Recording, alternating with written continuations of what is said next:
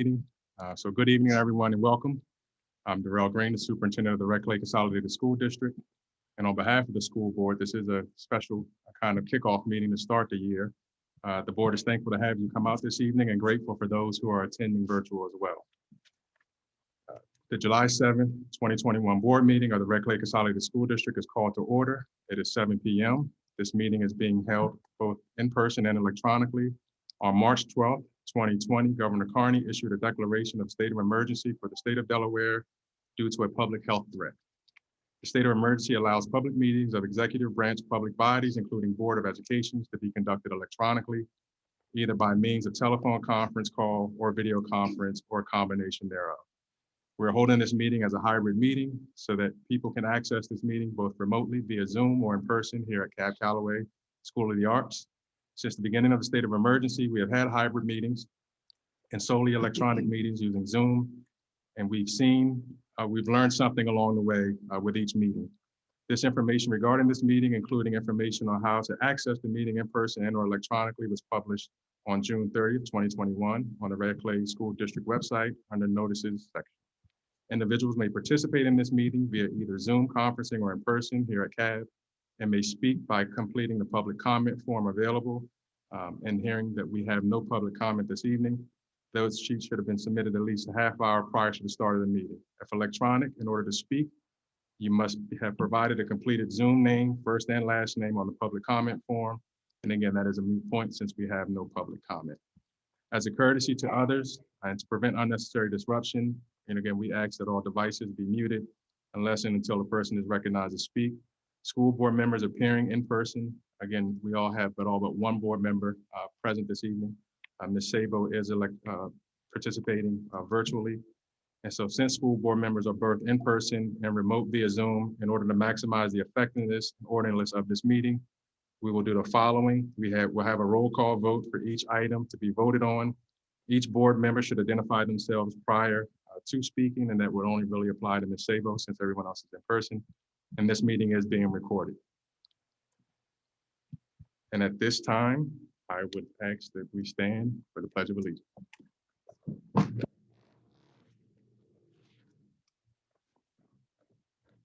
allegiance to the flag of the United States of America and to the republic for which it stands, one nation, under God, indivisible, with liberty and justice for all. Thank you. And as a result of this being the first official board meeting of the calendar year, this is an organizational meeting, and we have organizational items on the agenda. And at this time, we would like to have Ms. Keisha Naismith, our newest board member-elect, to go down to the podium to take her oath of office for the Board of Education. And Ms. Maria Stevens will assist you with the oath of office.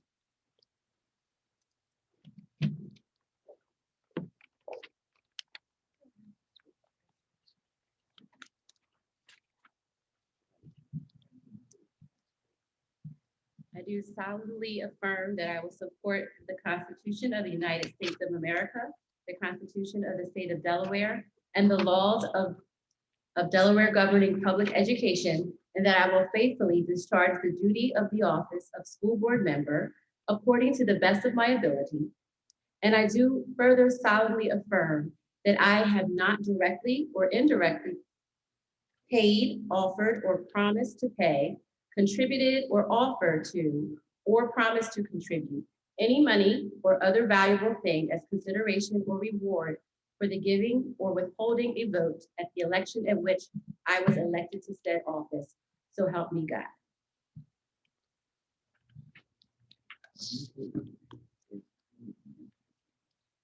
So congratulations, Ms. Naismith, for officially joining the board.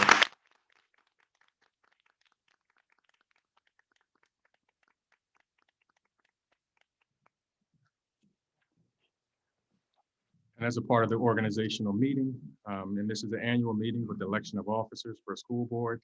At each annual meeting, the school board shall elect one of its members as president and another member of its members as vice president.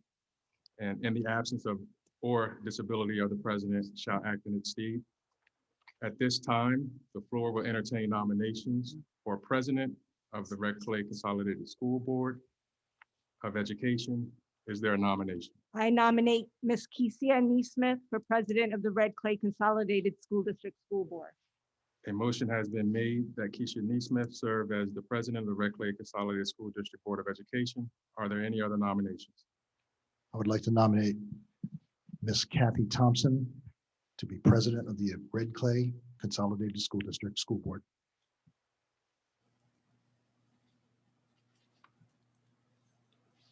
Are there any others? And so at this time, we would like to take a vote on Ms. Kesia Neesmith as board president for the Red Clay Consolidated School District. Ms. Stevens, may you please take a roll call? Can we have discussion? If you would like to have discussion on the matter. Yes. So I have brought up the issue of rotating board leadership on a number of occasions dating back to 2016 in our public board meetings. And I've done a lot of research on board leadership.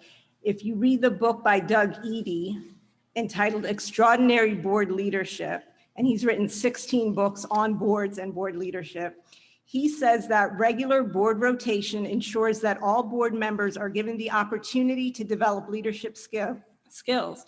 He also states that the regular board rotation is a powerful incentive in attracting new board members. Additional research shared at numerous NSBA conferences that I've attended over the past 8 years indicate that regular board rotation is an inclusive form of governing. It creates diversity in leadership, it develops leadership skills, and it helps each board member learn what the board does. We have had the same board leadership for multiple years, and I believe now is an opportune and excellent time for a change. Ms. Kesia Neesmith just won her recent election with 3,527 votes. No one has ever received this number of votes in Red Clay School Board election history. The community came out en masse and made a very clear and decisive statement about who they wanted representing them on this school board. Ms. Kesia Neesmith also has the background and credentials to lead this board, as she has governed numerous other entities. For instance, I'll share some of these qualifications with you. She's the chair of the District Cultural Proficiency Committee. She was the president of her Greek Association. She was vice president of Delta Sigma Theta Rho Alpha chapter. She has fundraising experience. She has recruited, hired, evaluated, and maintained district staff. She's managed Title I funds and local funds up to close to $500,000. She's presented at numerous conferences and been asked to speak at various organizations all across the country. She has taught at a college level, and I can go on and on and on, but I just would like to say that I am thrilled to nominate Ms. Kesia Neesmith, and I think that the community has asked for a change, and that a change of leadership is nice. It keeps boards fresh, it keeps them moving forward, and it's a pleasure to nominate you. Any more discussion?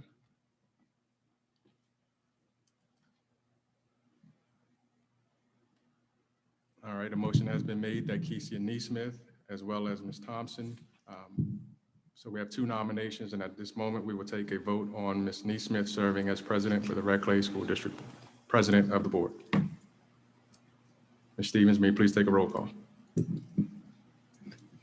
Dr. Bone, Yes. Mr. Casper, No, thank you. Mr. Matthews, Yes. Ms. Neesmith, Yes. Ms. Sabo, No. Ms. Thompson, No. Mr. Wilson.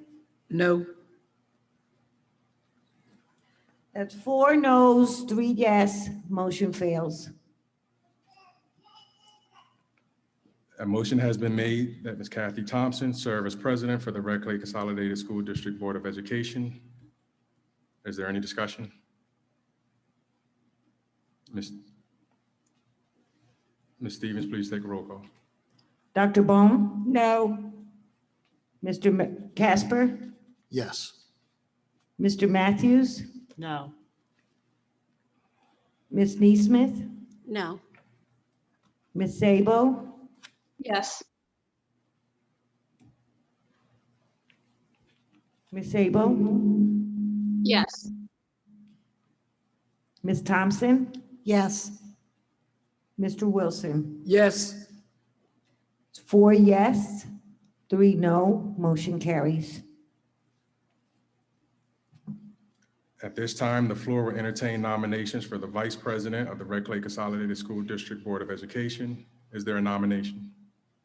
I would like to nominate Mr. Martin Wilson as the Vice President of the Board of Education for the Red Clay Consolidated School District. A motion has been made that Mr. Wilson serve as Vice President of the Red Clay Consolidated School District Board of Education. Are there any other nominations? This is School Board Member Matthews, and I would like to nominate School Board Member Neesmith for Vice President of the Red Clay Consolidated School District. Is there any discussion? Ms. Stevens, would you please take a roll call vote for Mr. Wilson to serve in the role as Vice President of the Red Clay School District Board of Education? Dr. Bone, No. Mr. Casper, Yes. Mr. Matthews, No. Ms. Neesmith, No. Ms. Sabo, Yes. Ms. Sabo, Yes. Ms. Thompson, Yes. Mr. Wilson. Yes.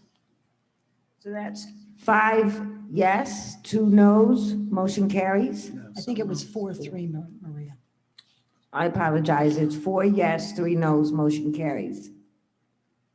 All right, at this time, a motion is needed to appoint the superintendent as the executive secretary of the school board. Is there a motion? So move. For Mr. Green. For Mr. Green, Darrell Green. Second. Ms. Stevens, would you please take a roll call vote? Dr. Bone, Yes. Mr. Casper, Yes. Mr. Matthews, Yes. Ms. Neesmith, Yes. Ms. Sabo, Yes. Mr. Wilson, Yes. Ms. Thompson, Yes. unanimous vote, motion carries. Thank you. And at this time, I'll return the board meeting over to Ms. Kathy Thompson, who's been voted in as president for the upcoming year for the Red Clay School Board. Thank you. Thank you, Mr. Green. So now we move on to the approval of the agenda. So We is have school board committee meeting assignments. school board committee assignments. Okay, yeah, exactly. Okay, so let's, pulling up the school board committee assignments. Here we go. Okay, so we can have 3 per committee. And do we just want to go down committee by committee? So we'll take the list that Maria has put in here. So the first is the Board Policy Review Committee. This is Ashley Sabo. I would like to be on that one again. Anybody else? I'd like to serve. Ms. Neesmith? Anybody else? Okay. Hearing none, we'll move on to the Community Financial Review Committee. Code of conduct. Your code of conduct. Oh, Code of Conduct. Man, I'm really not hitting on all cylinders here. Code of Conduct is next. Who wants to be on the Code of Conduct Committee? I'd like to serve. Ms. Neesmith? I'd like to serve. Ms. Bohm? Dr. Bohm? This is Ashley Sabo. I I'd like would to, if agree. anyone else. The next is the Community Financial Review Committee. I want to serve on that. I'd like to serve. Ms. Neesmith? Anybody else? It is one banging committee. Okay, next is diversity. This is Ashley Sabo. I'd like to serve on that one again. Serve on the diversity committee. I would. Mr. Wilson, I'll serve. who was that? Dr. Bowles. Dr. Bohm. Bohm? And I'll serve Kathy Thompson. And if Ashley is, I don't know where, I know Ashley is remote, but if we can't hear anything, Ashley, so if you want to join on anything, please let us know. Oh, Ashley said Code of Conduct and Diversity. Code of conduct. So if how many are on code of conduct at this point? We have Maria? 3 on code of conduct. So take me off and put Ashley on. And there's also 3 on diversity. So take me off and put Ashley on, okay? Got it. Thanks. Okay, Dropout prevention. dropout prevention. Me. Mr. This Wilson. is Ashley Sabo. I don't know if you can. Mr. Casper? And I'd like to serve too.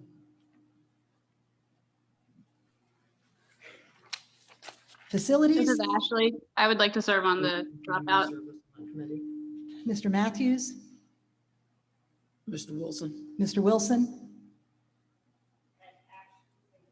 And Ashley, did she say that? Yes. Good, wonderful, fantastic. Wellness, I would like to serve on that one. I will serve on wellness. Anybody else? Yeah, Jessica, it's a good committee. Hearing no one else, okay. Red Clay Education Foundation, I'd like to serve. Ms. Neesmith. Mr. Wilson. I'd like to unless you want to. Okay, and I'd like to as well, Maria. Who Did you I- had? Did Ashley respond? You had Neesmith, Wilson, and Thompson.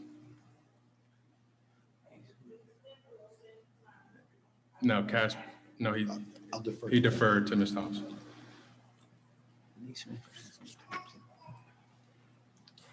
Okay, great, thank you.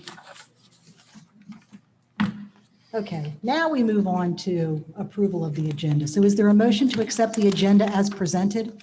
So move. Mr. Wilson moves. Is there a second? Second. Mr. Casper seconds. Any discussion? Okay. Maria, do you want to take a vote, a roll call vote, please? Yes. Dr. Bohm, Yes. Mr. Casper, Yes. Mr. Matthews, Yes. Ms. Neesmith, Yes. Ms. Sabo, Yes.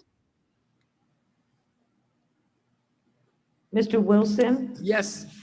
Ms. Thompson. Yes. Unanimous vote, motion carries. Okay. And we have no public comment at this point? No public comment, Madam President, but I would like to take the opportunity and liberty to first acknowledge our first student representative here on the school board through advocacy from both our students as well as board members. We've spent the past year with Mr. Golder, Dr. Broomall, policy committees, and our secondary schools to bring and present to you our first student rep, and no need to be nervous, Ms. Elena Matthews. So we just want to give her an opportunity to introduce herself and also, again, to the public, let them know that student voice is something that we stand on here in Red Clay, and what more fitting way than to have a student, seated not only at the table with the board, but continue to engage with district leadership throughout the district to make the meaningful and substantive change that we're looking to do here in Red Clay. So without further ado, I would like to give Board Rep Ms. Matthews an opportunity to just share a little bit about herself. Good evening, everyone. My name is Eilina Matthews, and I'm a rising senior from AI. I have the pleasure of attending AI through the Choice program, and I'm excited to have this opportunity to be on the board and share the unique insights of a student. Besides just communicating my excitement, I would like to communicate the excitement of all of the other student representatives for finally having the opportunity to give our voices on this panel. And as we've seen in this past year with the pandemic and children being really involved in social issues, I think that now more than ever, student voices are important. So I'm excited for this opportunity, and I'm honored to be the first one to join you. Thank you.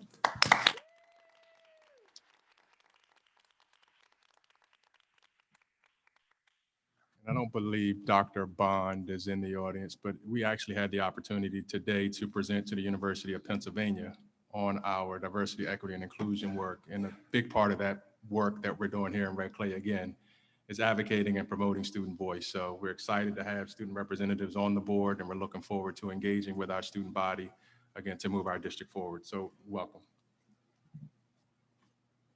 Okay, so welcome, Eilina. We really are glad to have you.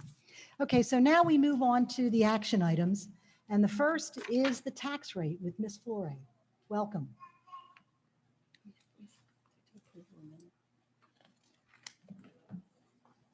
Hopefully it's okay if I just have you click. Can I do that? Okay, great. Good evening. Thank you. And welcome our newest member and our newest student member. Tonight I have the privilege of presenting to you the fiscal year 2022 tax rate. Not because I want to, but because I have to. By law, we're required to issue the warrant to the county tomorrow, the second Thursday of July. And it sets the tax rate for all of the parcels in Newcastle County for the year, and it's what our schools are funded on. It's based on the overall assessed value in red clay, which is 5.3 billion.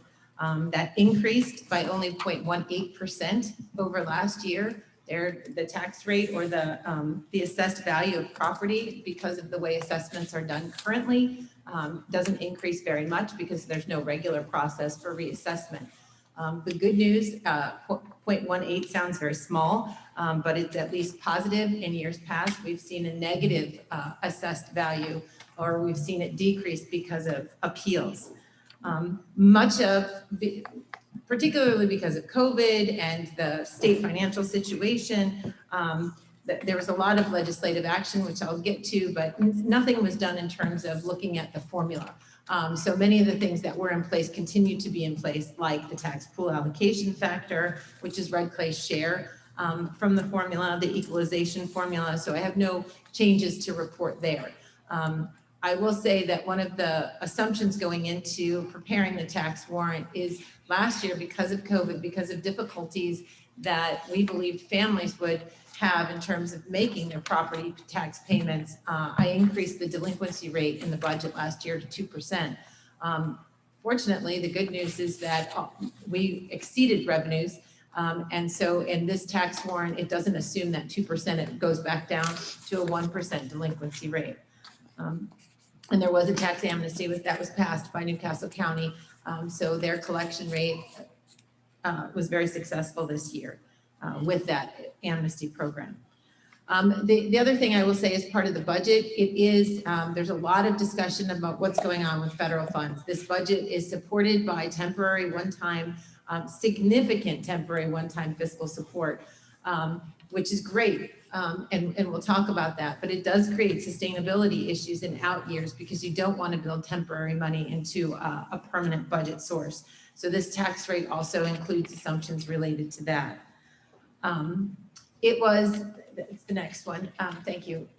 It was an incredibly busy legislative season, and our tax warrant is a reflection, both our budget and the tax warrant is a reflection because there are some categories that we must adjust to. This is by no means, it's a single slide, it's by no means a representation of all of the legislative action this year, and there was a lot of positive changes both in education and otherwise. So this is a representative list of what impacts the tax rate and the budget only. So there will be a state salary increase for red clay employees of 1% or $500. Teacher steps were funded, as well as state employees will receive a $1,000 one-time payment in November for those who were employed last year and continue to remain employed. There was a small pension rate increase, which increases the amount that we pay for every single employee. There was also an increase and if you hear the theme, increase, there were very few, if any, decreases to the state budget this year. So this, in addition to the federal funds, I'm usually doom and gloom, and I'm painting you a rosier picture than I normally do on a budget or tax presentation.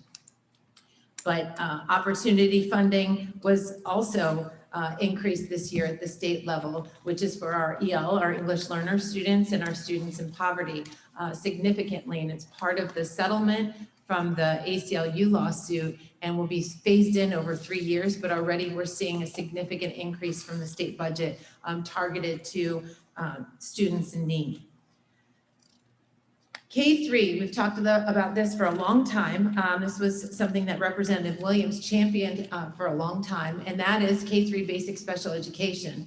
It used to be in the School Success Block Grant, partially funded. It is now codified, and so it will phase in to then bring our K-3, our youngest learners, in line with 4th through 12th grade. But it'll take 3 years to get that divisor, but it's in the unit count and it's codified, so it's no longer in the School Success Block Grant. So there's some shifting of funds that with that movement, but it becomes permanent rather than a supplemental block grant.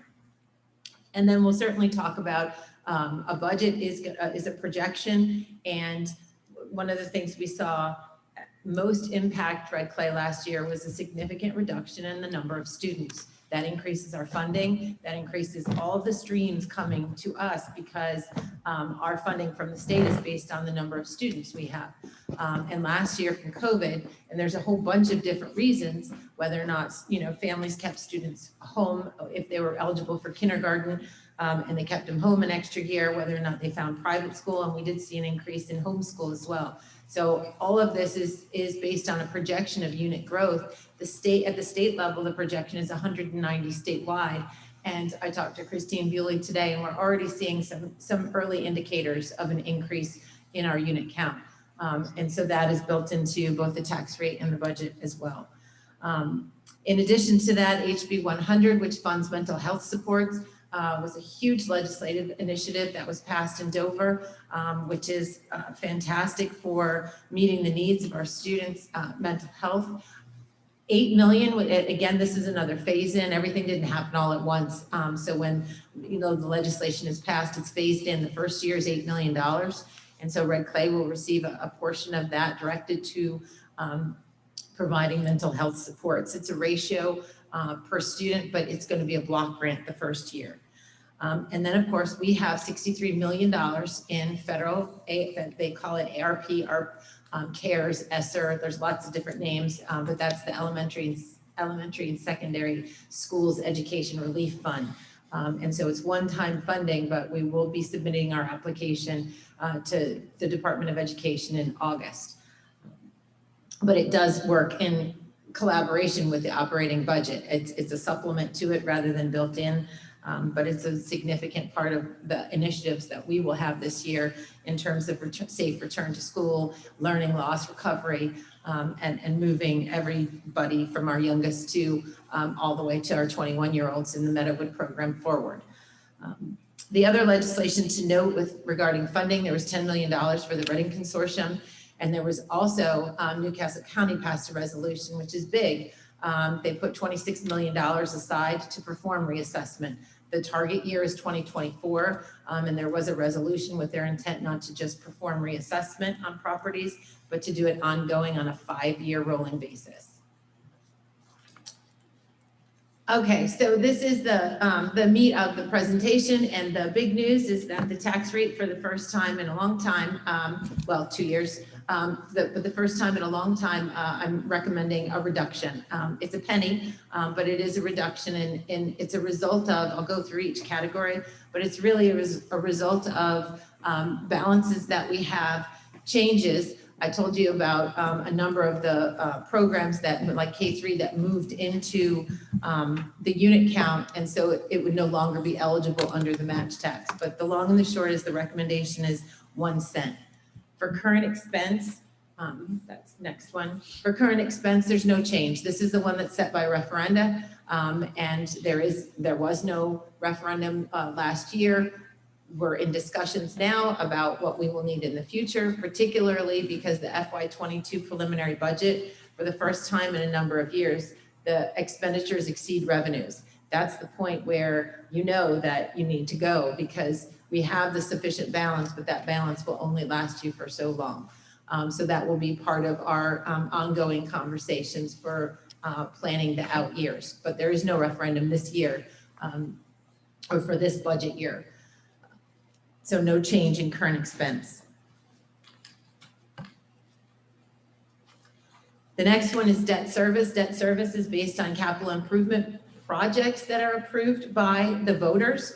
The voters don't approve the rate, they approve the projects. That's because escalation, the cost of goods and services can change dramatically from the time you pass one to the time you build a building or do rehab work. So the projects in 2002 are starting to drop off. But there are fluctuations in the bond payment. We used to be up at 21 cents for this tax rate, so you can see them coming off. But the 1 cent increase in this category is a result of when the bond payments are due over the, and we have a schedule. I mean, it's a very clear schedule. I know exactly what has to be paid each month it's essentially like your mortgage payment, except a lot bigger, in repaying that debt.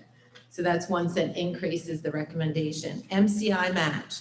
So these are the categories that the board has the discretion to set, but only in certain categories to match either existing state appropriations or state appropriations that are no longer there, but they continue to allow the boards to levy that tax. Technology match, there's not a change from last year. Minor cap, I told you there's a slight increase over last year. The RTI teachers, that's the local share of the minor teachers from ages ago. Those are not there any longer, but they allowed us to continue. And we use those funds to support RTI teachers in our elementary schools. The extra time match, this is the one that's zeroed out, which allows for the 1 cent reduction. And that's for our extra time programs, which would be your after school, which would be your summer, which would be any kind of supplement. And because we have that federal money, and 20% of the federal money must be used for learning recovery, extended learning opportunities, it's just a switch. But it doesn't create a budget issue in the sense that if the tax goes down 1 cent in the future, it would come back up, but it allows us to reduce that tax for 1 cent for 3 years running in that category, because normally we funded that 100% locally for all of the after school and summer programs that we ran. K4 reading, and this one is also smaller because K3 is now in the unit count, so the match is no longer there. And the opportunity fund match is no change. So overall, the tax recommendation is a 1 cent decline in the match. And this is the last of the categories, is tuition. Tuition funds are intense and complex. Students in special education. The recommendation is for a 1 cent tax decrease. However, I have to say this is very important. It's not a decrease in the level of service. When we passed the last 2 budgets in 1920, there was a 3 cent increase in tuition, and we passed in 2021, when the board passed in 2021, it was a 2.5 cent increase. So 5.5 cents in tuition over the last 2 years. It's really because of COVID last year and because of the number of students who weren't in person, we didn't hire every single position that was in that initial budget. And so this is allowing it to reset slightly, use some of the carry forward balance. So it's not cutting services as much as it's using a cent from last year basically to carry us this year. So that's the recommendation, but it still continues to, we're adding 7 building-based classrooms in autism. We're continuing our full-time psychologists and special education coordinators in all buildings. That will increase with the HB 100 mental health support, as well as those supports. We'll have additional pre-K teachers and additional teachers of the deaf. So my point here is that don't think a tax decrease is a reduction in service. It's just based on available funding. The 5-year history, so you can see, and I don't think, yes, there was 2018 to 2019 was the one time it was reduced slightly, again, by a fraction like this year, but 6.4% in 17-18, and then slight changes, 0.44, and no change last year, and then a 1 cent reduction this year.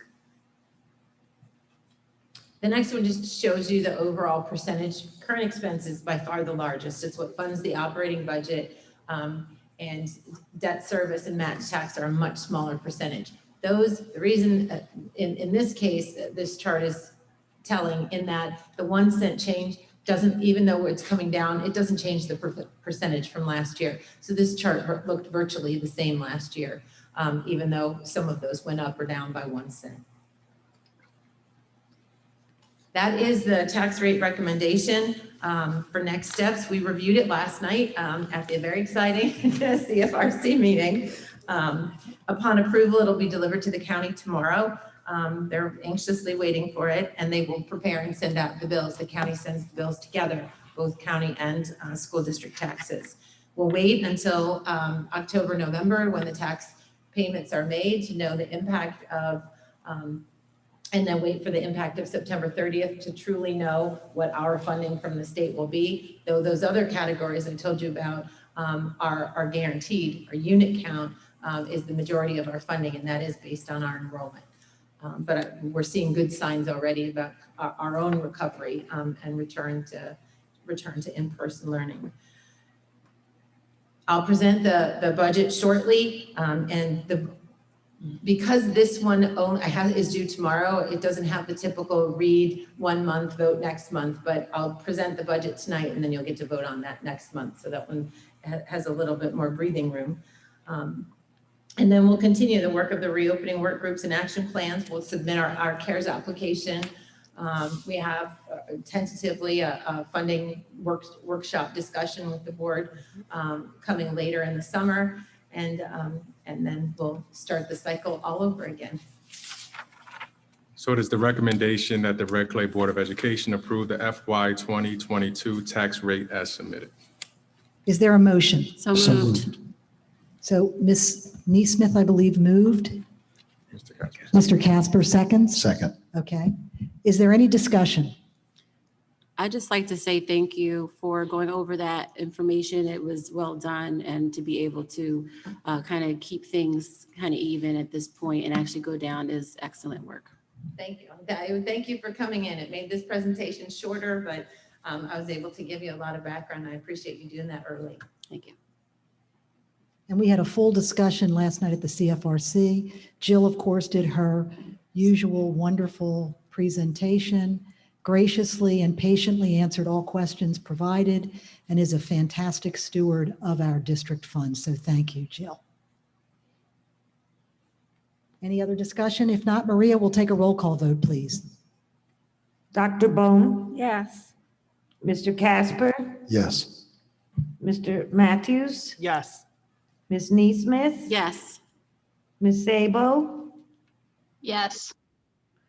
Mr. Wilson, Yes. Ms. Thompson. Yes. Unanimous vote, motion carries. Fantastic. Now we move on to the DSBA dues renewal. And just to remind board members, there is a reduction this year in the dues that DSBA is collecting from school boards. So it is the recommendation that the Red Clay Board of Education approve the renewal of membership for the Delaware School Boards Association, DSBA, for the 2021-2022 school year as submitted. Is there a motion? So moved. Second. Mr. Casper moves and Mr. Wilson seconds. Is there any discussion? I need to say that the Delaware School Boards Association, I believe, has been invaluable to our school board. We get we get to interact with all the school boards throughout the state, number one. We find out about all the issues that are going on in our state legislature. We get to have a voice into them. And John Marinucci really has done a fantastic job with the DSBA. He coordinates with the chiefs and the RCEA and other organizations so that we can put on a united front to the best extent possible.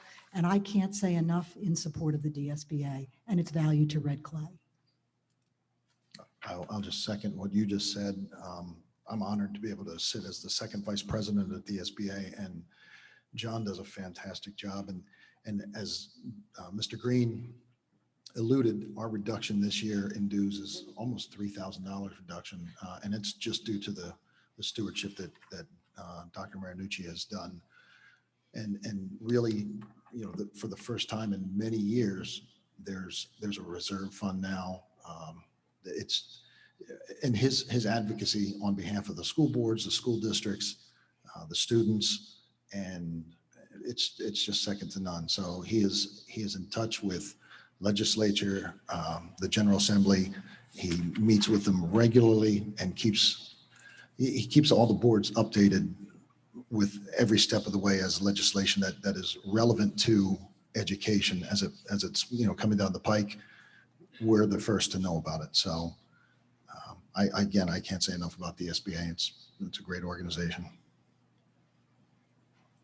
Any other discussion? Okay, hearing none, we'll take a roll call vote, please, Maria. Dr. Bone, Yes. Mr. Casper, Yes. Mr. Matthews, Yes. Ms. Neesmith, Yes. Ms. Sabo, Yes. Mr. Wilson, Yes. Ms. Thompson, Yes. unanimous vote, motion carries. And as an aside, we didn't choose the board of director or the legislative representative to the DSBA, so we will need to do that. Okay. We can schedule that in the August meeting. And there is a boot camp, I think, made available to new board members as well as any existing board members, actually on the 10th, which I believe is Saturday. So there's short notice, but hopefully DSBA sent that out to members. So for those who want to join the DSBA boot camp, it will be held this Saturday, free of charge to member districts. And just a point of order to the agenda, I thought that we do have the appointment of the legislative officers in item 8 under action consent. We do. Am I No, you're reading? right. Thank you. Well, we need to pull it out of consent when we get there Okay. because we'll have to pull it out. Perfect. Okay, so if you can remember to do that. would you? Absolutely. Thank you. Good, wonderful. Okay, the next item is the administrative appointment for the acting principal. So it is the recommendation that the Red Clay Board of Education approve Ms. Carrie Phillips as acting principal of the early years program effectively July 1, 2021 as submitted. Salary is commensurate upon approval, administrative salary schedule. Is there a motion? So moved. Ms. Neesmith moves. Is there a second? Second. Mr. Wilson seconds. Any discussion? Hearing none, let's vote. Dr. Bone, Yes. Mr. Casper, Yes. Mr. Matthews, Yes. Ms. Neesmith, Yes. Ms. Sabo, Yes. Mr. Wilson, Yes. Ms. Thompson. Yes. Unanimous vote, motion carries.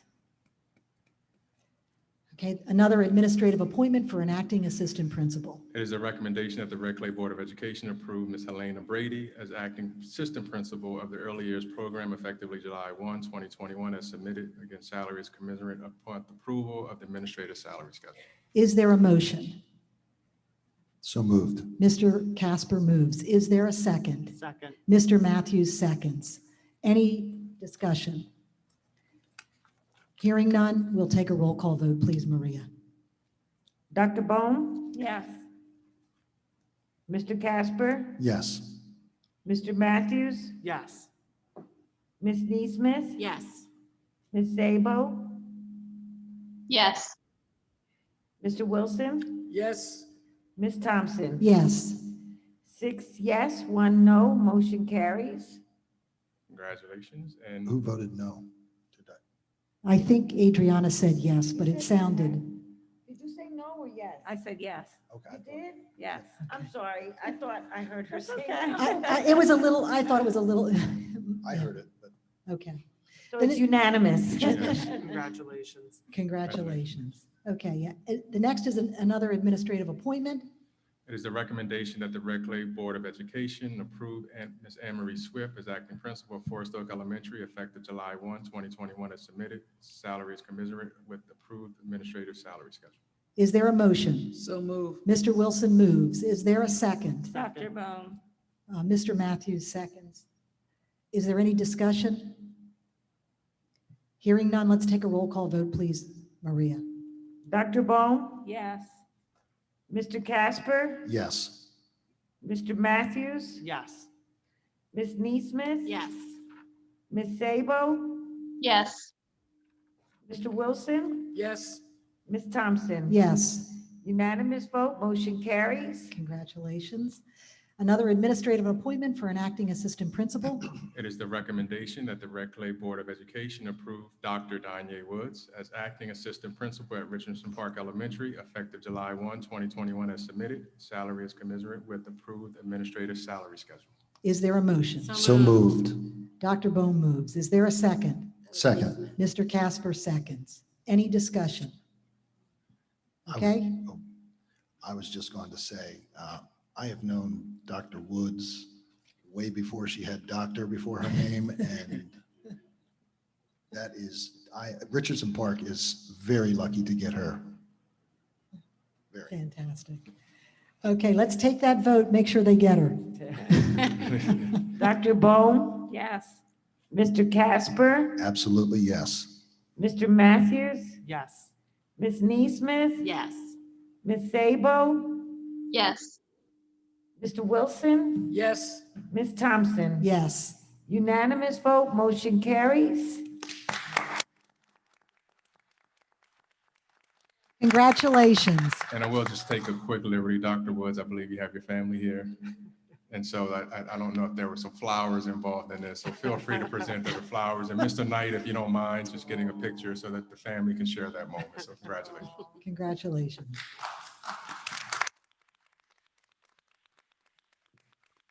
Okay, and we have yet another acting assistant principal administrative appointment.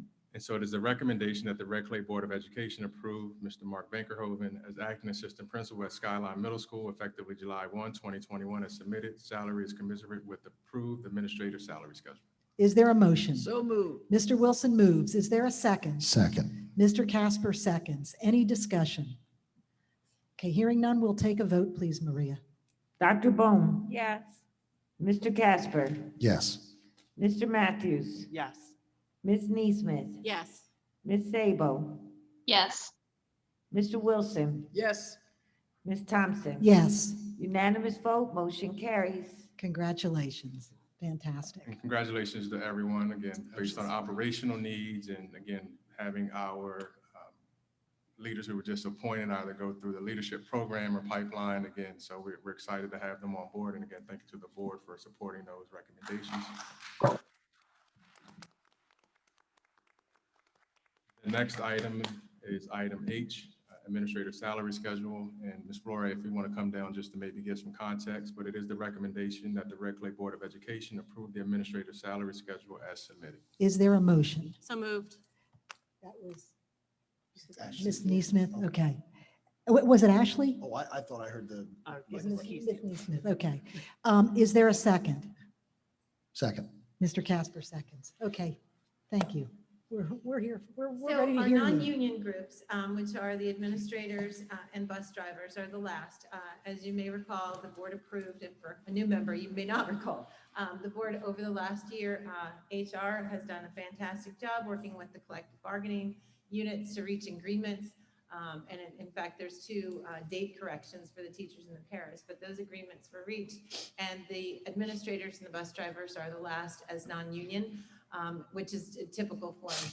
But the administrators don't follow the teacher scale directly, and so it's a blending.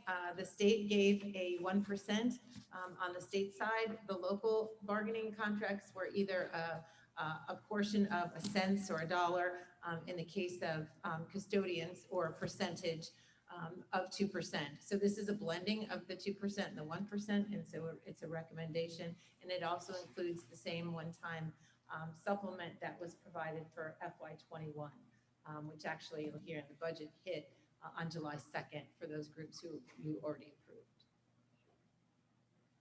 approved. Is there any discussion or questions for Ms. Flory? Hearing none, we'll take a roll call vote, please, Maria. Dr. Bohm, Yes. Mr. Casper, Yes. Mr. Matthews, Yes. Ms. Neesmith, Yes. Ms. Sabo, Yes. Mr. Wilson, Yes. Ms. Thompson. Yes. Unanimous vote, motion carries. Yay. Glad about that. Okay, the next is the bus driver salary scale. So it is a recommendation that the Red Clay Board of Education approve the salary scale for bus drivers as submitted. Is there a motion? So moved, Dr. Bohm. Dr. Bohm moves. Is there a second? Second. Mr. Casper seconds. Any discussion or questions? Does Jill need to present anything? Unless the board members have questions, Ms. Flora, if you want to kind of give them some context for the drivers. Yeah. It's the same thing. In this case, it would be a cent increase, but they're receiving the pass along from the state as well as the local increase. And in this case, it's 20 cents, and they're annual. So you're not approving a 3-year contract, just like administrators. It's year to year, but it's 50 cents on the scale. And do they get the supplement as well? They do. They get 600. And do they get anything from the state? They will get the $1,000. Perfect. Is my understanding. Perfect. Okay, great. Wonderful. Thank you. Any other discussion? Okay, hearing none, we'll take a roll call vote, please, Maria. Dr. Bohm, Yes. Mr. Casper, Yes. Mr. Matthews, Yes. Ms. Neesmith, Yes. Ms. Sabo, Yes. Ms. Sabo, Yes. Mr. Wilson, Yes. Ms. Thompson? Yes. Unanimous vote, motion carries. Okay, the next item is the hybrid board meetings for the public audience. And so it is the recommendation that the Red Clay Board of Education approve the continuation of hybrid meetings for the public audience as discussed and submitted. Is there a motion? So moved, Dr. Doc- Bone. Dr. Bone moves. Is there a second? Second. Mr. Matthews seconds. Is there any discussion? So we would just be continuing like we're doing now with the public piece of it. Continuing, but also again, want to remind the board of Senate Bill 94. And there are some questions around some of the interpretation of the language as it relates to board members within there and ensuring that boards are in compliance with the bill that was signed into law by the governor on June 30th. So DSBA has or is in the process of coming up with model policy just to ensure that boards across the state, if given the opportunity to host a virtual option, is in compliance with Senate Bill 94. So I would generally just say as a district, and thank you to Tony and Maria, and I want to thank them publicly Yes. for all that they've done over the past year and some change just with regards to navigating the complexity of the virtual and hybrid platform. So it would be, I mean, generally speaking, when you look at Senate Bill 94, we would have to notice the meetings in the same fashion that we would as part of FOIA. And then again, some of the language just in terms of what it means for board members per se is where the interpretation I think is, or some clarification is needed just in terms of board members participating in person versus virtually. So there are still some questions around Senate Bill 94, but again, it is recommended that for Red Clay's board that we continue, and we've heard from the community that they've benefited from a virtual option. So that we would include, and I would just generally say it's recommended that we would do it in ensuring that we're in compliance with Senate Bill 94. Right, and so when Dr. Marinucci indicated that Jim McMacken was going to come up with a policy, so my understanding is we would vote again potentially on whatever that is, if there's any changes, and then we would potentially change, to send it to board policy to come up with policy reflective? I think it's, I mean, it's the law in essence. So I generally would just say that, the recommendation would be that the board would continue with a virtual meeting option, ensuring that it's in compliance with Senate Bill 94. And I think going that way, it obviously would, whatever that interpretation of the Senate bill would be, we would have to, in essence, operate from that premise that we're in compliance with Senate Bill 94. So if someone wants to modify the motion or the recommendation, that we're in, we're recommending that we continue with a hybrid or a virtual option as long as we're in compliance with Senate Bill 94. Before that happens, I have a question about the type of virtual options that we have. It's been great to have the Zoom. Is it possible to use that Zoom platform to live stream on YouTube so that families who can't actually log into Zoom but could access it through the YouTube live stream, and it would also be there to review later? And I've seen that, and I've been able to participate in other districts in that way, and I think it's very helpful.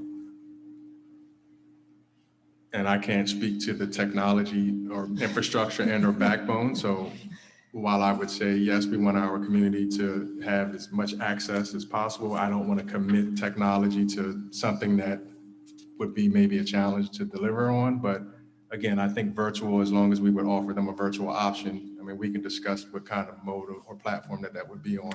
Again, I think for the board purposes, you're just recommending that you continue with a virtual option as long as it's in compliance with Senate Bill 94. And I would just also like to mention that when I discussed the creation of this resolution, we talked about the fact that at my job, we have a Zoom platform for virtual meetings that are also closed captioned. And that would be a wonderful additive that we would provide for our community as well. So if we could look into doing that, offering closed caption. And that would be something that we're looking at actually as a district in terms of ADA accessibility for, just about anything that we do when we look at things virtually, ensuring that, members within our community who might be deaf or hard of hearing, again, have access to closed caption. So that is something that we will make sure we look into. Thank you.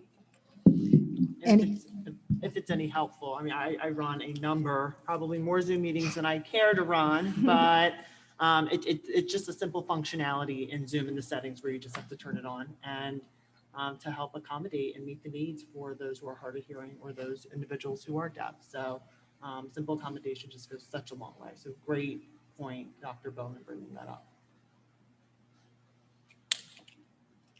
Any other discussion? Okay, hearing none, we'll take a roll call vote, please, Maria. Dr. Bohm, Yes.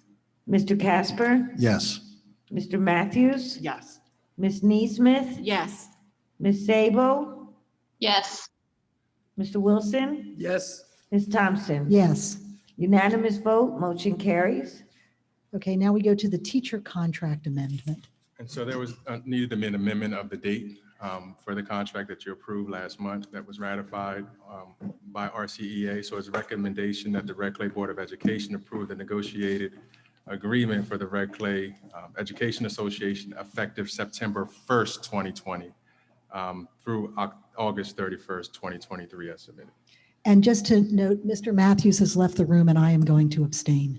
So we'll take a roll call vote, please, Maria.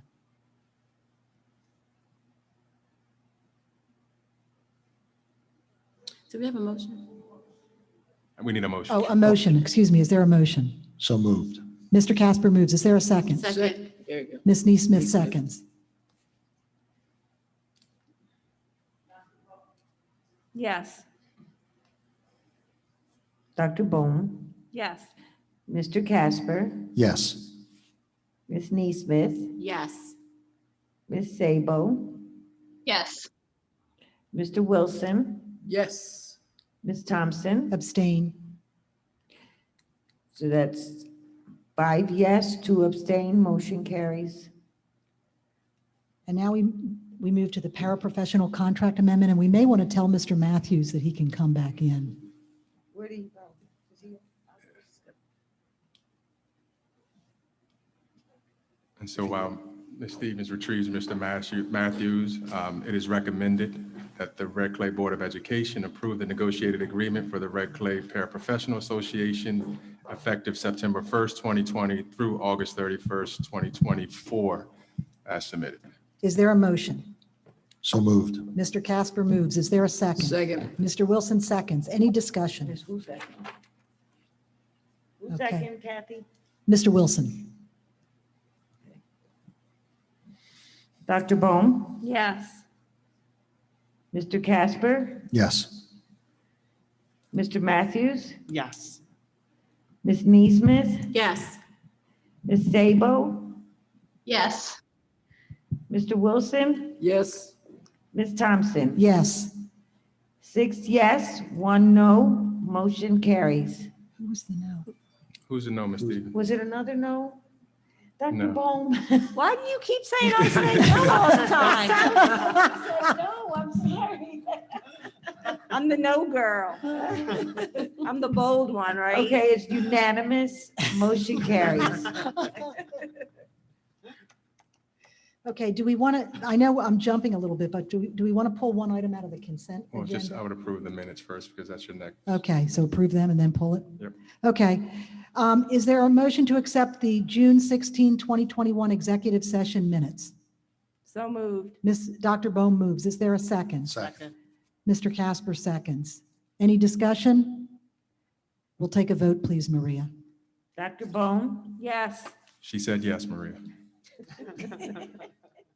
Mr. Casper, Yes. Mr. Matthews, Yes. Ms. Neesmith, Yes. Ms. Sabo, Yes. Mr. Wilson, Yes. Ms. Thompson. Yes. Unanimous, motion carries. Okay, do I have a motion to accept the minutes from the June 16, 2021 regular session of the Red Clay School Board? So moved, Dr. Bohm. Dr. Bohm moves. Is there a second? Second. Mr. Wilson seconds. Any discussion? Okay, we'll go for the vote, please, Maria. Dr. Bohm, Yes. Mr. Casper, Yes. Mr. Matthews, Yes. Ms. Neesmith, Yes. Ms. Sabo, Yes. Mr. Wilson, Yes. Ms. Thompson. Yes. Unanimous vote, motion carries. Okay, now we get to the consent agenda. So did you want to pull one out? Yes. If we could pull out the officer appointments for DSBA. C, we're pulling C out, Maria. that To- a motion, Mr.? I move that we pull out, I guess, action C. item C from the agenda for discussion. Is there there's a motion. Is there a second? Second. Oh, Okay. You want to take a vote, please, Maria? Dr. Bone, Yes. Mr. Casper, yes. Mr. Matthews, Yes. Ms. Neesmith, Yes. Ms. Sabo, Yes. Mr. Wilson, Yes. Ms. Thompson. Yes. Unanimous, motion carries. Okay. So then we'll deal with that. And so the DSBA has 2 representatives and 2 alternates. One is for the Board of Directors and the other is for the Legislative Committee. So we need to make a motion on accepting the amended consent action items. Well, we will. We'll do that in a minute. And I would like to express interest in the legislative committee and serving on that committee. Okay. Mr. Matthews would like to be the member or the alternate? The member. The member, The member. okay. Well, let's take can we take Board of Directors first? Would you Sure. mind? Okay. Who wants to serve as the full member as a Board of Director? I would like to continue, but I don't know if anybody else has an interest. I'm okay with that. He goes to all of them. Yeah, well, I have to go to all of them anyway. I'm the second vice president, so I'll be there. Okay. How about for the alternate for the Board of Director? I'll be an alternate. Mr. Matt, well, it's tough to Regional be both. legislative. Okay. If you want to be I have a legislative. question. When it comes to voting in that forum, do you have 2 votes, 1 vote, or you abstain, or does it matter when you're in session? 1 vote, 1 vote. yes. So you don't vote, you vote for the board, from the board's perspective or from your role as officer? So we generally have a kind of a consensus as to where the district's going, but it's not a personal opinion down there. He doesn't get, are you You don't asking, have a does- vote. Yes, that's As what a- I'm do you- asking. Yes, she's I asking, don't. do you have a vote as a vice president Yeah. and for Red Clay? No, I'm Okay. sorry. I misunderstood. I thought you meant, no, Okay. I do not. And for It's Red just Clay, one. I believe ours counts as 4 votes. Just because of the number of students in our district. Mhm. Yeah. Does that answer the Yes. question? thank Okay. you. So does anybody want to be an alternate to the Board of Director? I'll serve if no one else wants to. I'll do it. You want to do it, Martin? Yeah. Martin's going to be Mr. Wilson will be the alternate for the Board of Director. Okay? And then we get to the Legislative Committee, and Mr. Matthews expressed interest in that. And is there anyone who wants to serve as the alternate to the Legislative Committee? And I will if no one else wants to. I'll serve if you, No, if you Whether want to, you want that's okay. as I an don't want to alternate, take them yes. all over. Okay? Okay, great. Good. So we took care of that, so that can be supplied to Dr. Marinucci tomorrow. Okay, and then we get to the approval of the consent items. So it's the recommendation that the Red Clay Board of Education approve action consent items A and B as submitted. Is there a motion? So moved. Mr. Casper moves. Is there a second? second, Ms. Neesmith seconds. We'll take a vote, please, Maria. Dr. Bone, Yes. Mr. Casper, Yes. Mr. Matthews, Yes. Ms. Neesmith, yes. Ms. Sabo, Yes. Mr. Wilson, Yes. Ms. Thompson. Yes. Unanimous vote, motion carries. Okay. So then we move on to presentations. And so we will bring Ms. Flory back up to present the FY '22 preliminary budget, or numbers. Oh, for our student member, I only do this once a year, so you got lucky or unlucky, whichever your purview may be. But the budget stuff is what funds everything that runs our district, from staff to all of the operations. This is the plan for FY '22. The spending plan matches obviously the strategic plan and goals of the district. I set the FY '22 preliminary budget. We do it twice. We do a preliminary now and then a final once we have that final unit count. but the preliminary allows us to start spending for the beginning of the year. And the budget is truly based on a lot of the changes I told you that happened at the state budget, as well as how we performed over the last 2 years. Because COVID was such an unusual year, I smoothed everything and looked at a greater track record, or longer track record in terms of the last 3 years worth of budgeting. But I certainly used last year as a gauge as well. And we ended last year slightly ahead on revenues. That was because I told you I had a 2% delinquency factor in there that we didn't in fact realize. And so we came in slightly ahead on revenues, or 0.76%, and we came in slightly under on revenues. Under on expenditures. So great place to be, a little bit more on revenues, a little bit under on expenditures. The one thing I will say, so it's a total of 4.2 million under on expenditures, but that's because 2 million of that was sitting there on June 30th that we carried forward for that one-time payment that happened for the teacher contract and paraprofessional contract on July 2nd. So 2 million of that is already gone from that first paycheck. The local ending funds balance was budgeted at 15.6 and we ended at 15.9. So the important point in that is that we did end the year exactly on target of where we intended to be, at the same time provided contract increases for all of our bargaining units, as well as now the administrators and bus drivers. So two different parts of the budget. There's the revenues and then there's the expenses. So the revenues is how much you have to spend. And I've already said we had a slight increase in assessment. So you'll see that reflected in the budget because I returned to a 1% delinquency as opposed to 2. There was a decrease in the interest allocation. That's something I don't control. It's controlled at the treasurer's office.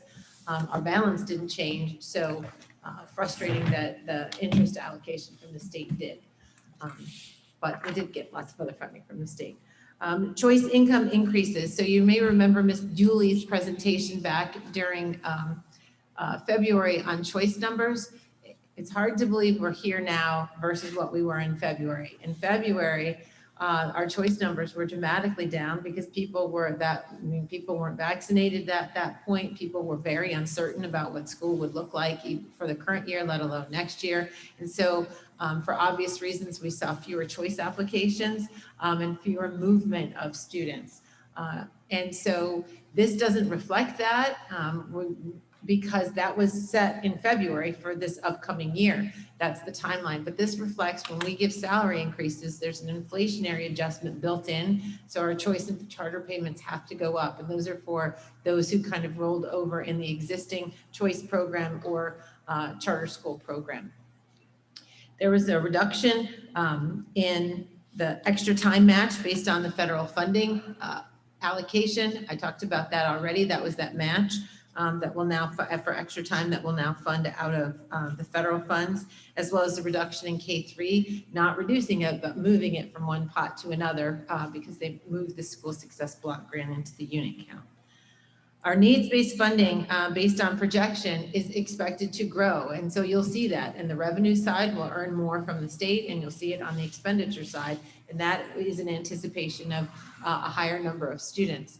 You may recall, or our new member may not, but I'll tell you that in last year when we didn't hit our number, the state paid or provided an allocation. There's a 98% guarantee. So there's a floor. You can only drop so low without that, having that guarantee in place. But we dropped below that floor, as did almost every district in the state due to COVID. And so they put in a safety valve, which was an emergency operations account that got districts to 99%.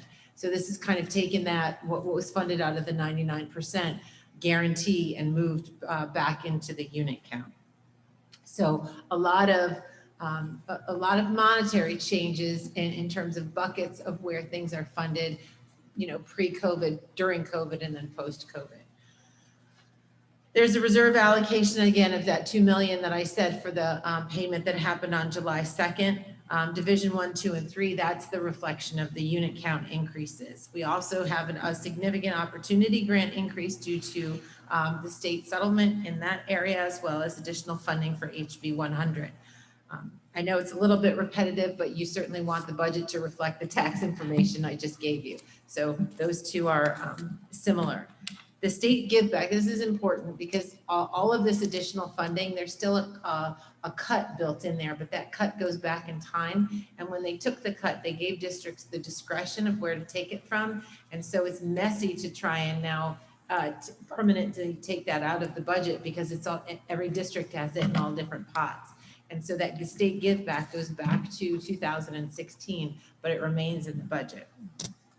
So the total projected revenues, now this is an important point too, because we always talk about the aircraft carrier or a school budget being really big. At $236 million, all of the additional funding I told you about is only changing our budget by 3.2%. So it takes a lot of money to actually move in significant directions. Now, we will have additional staff and we will have additional support. But again, all of that I just laid out legislatively still is, a 3.2% shift to our budget. And these follow, the expenses follow the revenue, the Division 1 operations, opportunity funds, Division 2 is included in the gift back, the K-3. Some of the things though, like transportation, some of the things were a natural reduction of not having so many in-person school days last year. We didn't have as many bus runs. We continued transportation, but we didn't have as many things.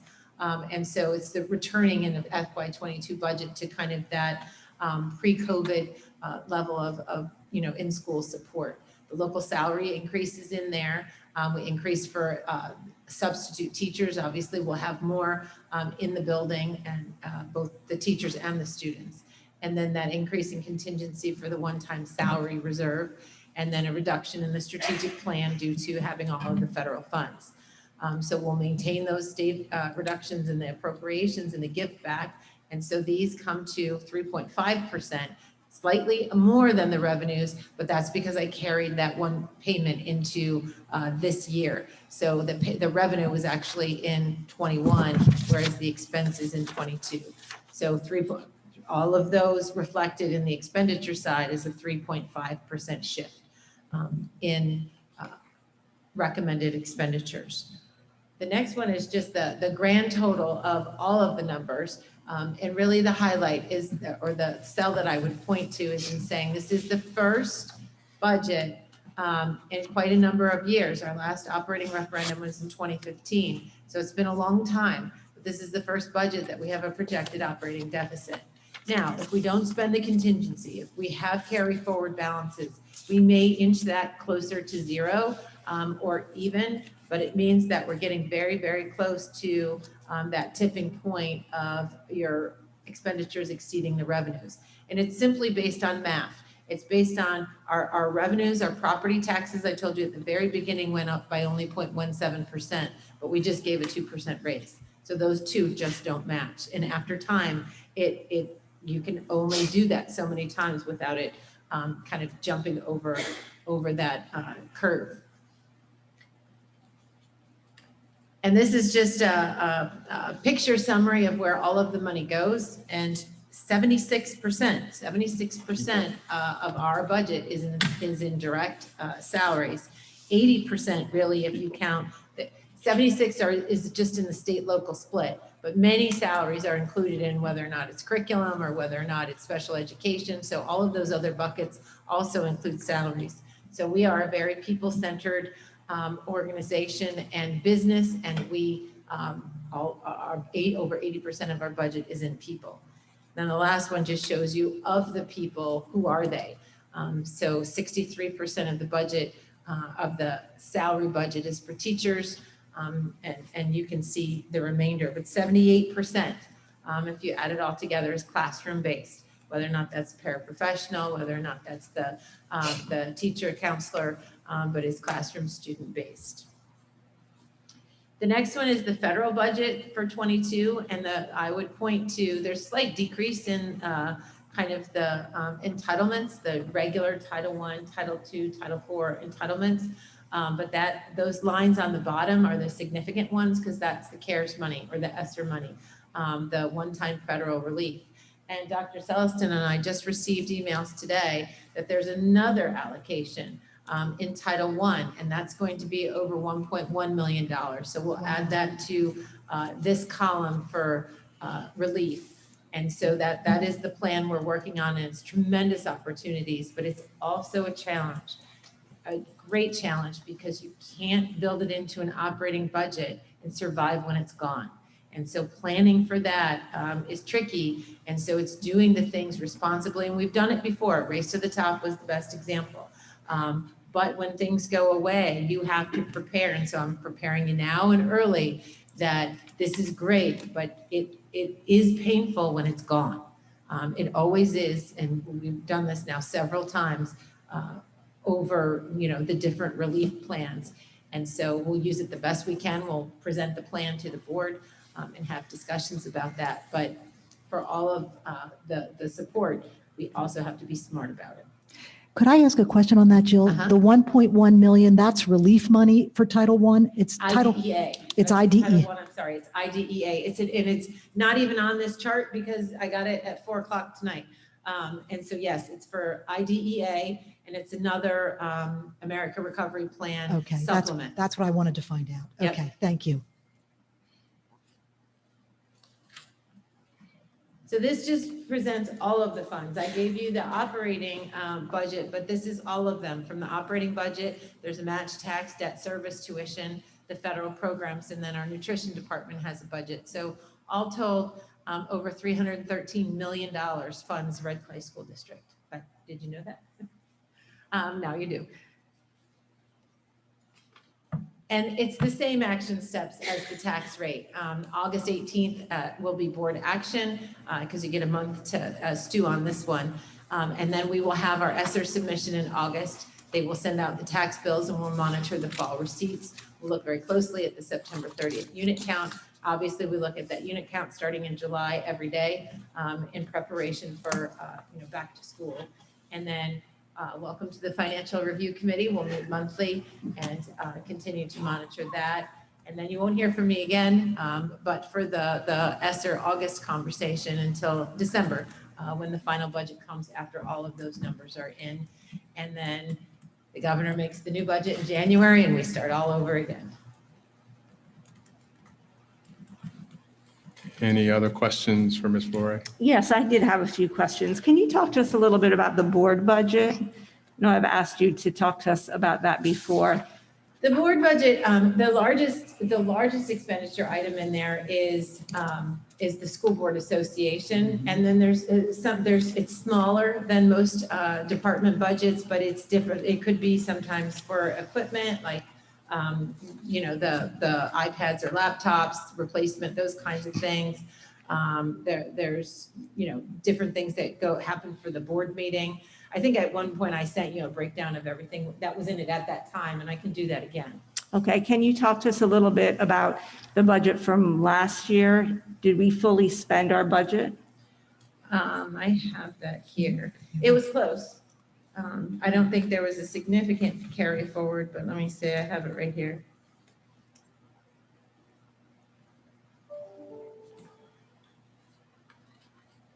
It was a $35,000 budget and $34,727 was spent. Could you at some point send that to the board? Absolutely. Thank you so much. I have a question. The contingency fund, what is the recommended percentage to have in there, fund balance or contingency fund? There's two things. There's an operating contingency, and that's usually set in our budget. I don't know that there's a usual. In our budget, it's set as a percentage of revenue. And I always call that the boiler, I don't mean to pick on Martin, but the boiler breaking, right? That's like an emergency happens and you have to fix it. Last year during COVID, Christine Bewley called and said, China's shutting down the production of laptops and we got to get them. And so we got them and she went over budget, but we put it in contingency. So that's like the emergency. But we have a solid, right now, stable $3 million reserve. I increased it by 2 because of that carryover, but we have an operating reserve of $3 million. And that we've had different discussions amongst the different districts. Sometimes they set that as a percentage, but sometimes they set it as a specific dollar. But there's no rule from the state, and there's no same rule that everybody follows. But that actually was generated from Larry Miller, if you remember, was one of our very founding members of our Community Financial Review Committee. And so that was talked about for a long time of what is the right, because we didn't have one. When I first started, we had no reserve. And building that back up was very difficult because taxing for, a rainy day fund, and it's not really a rainy day fund, but taxing for something that you're not going to spend is a very hard sell to the public. So we were able to, took us a long time, but we were able to build that to 3 million. Thank you. And then I just have my favorite question that I always ask you, and it's about the referendum. And what do you think about that? What do you project? I do. I think we have to start having discussions, and I think that's what the next workshop coming up. I think major cap is going to be bigger, but I think we're getting to the point. We just had negotiated contract increases, and I think we're getting to the point, and you can see it monetarily where revenues are exceeding, our expenditures are exceeding the revenues, and so that's the time to say you need to start looking at it. And it has been since 2015. So I would say we're here. But we're not in a crisis. We're not saying there's a cliff and there's going to be an $8 million cut if you don't pass it, which is a good place to be, because we can say it can be smaller. It can be steady over 3 years rather than coming in for a great big, increase by a referendum. And you said that part of the conversation has to do with the fact that, did you just say that with contract negotiations, people got increases? They did. Did administrators also get increases? Yep, you just voted on it. Yes, I know the answer to that. So it's not just that our people who are on contracts are getting increases, but administrators are also getting increases as All well. employees. Yeah, so that should be included in the mix. Yes, thank you.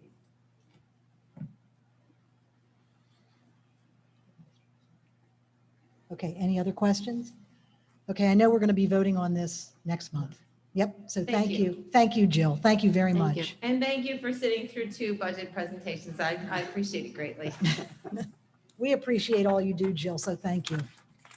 Okay, next up is the superintendent report. So floor is Mr. Green's.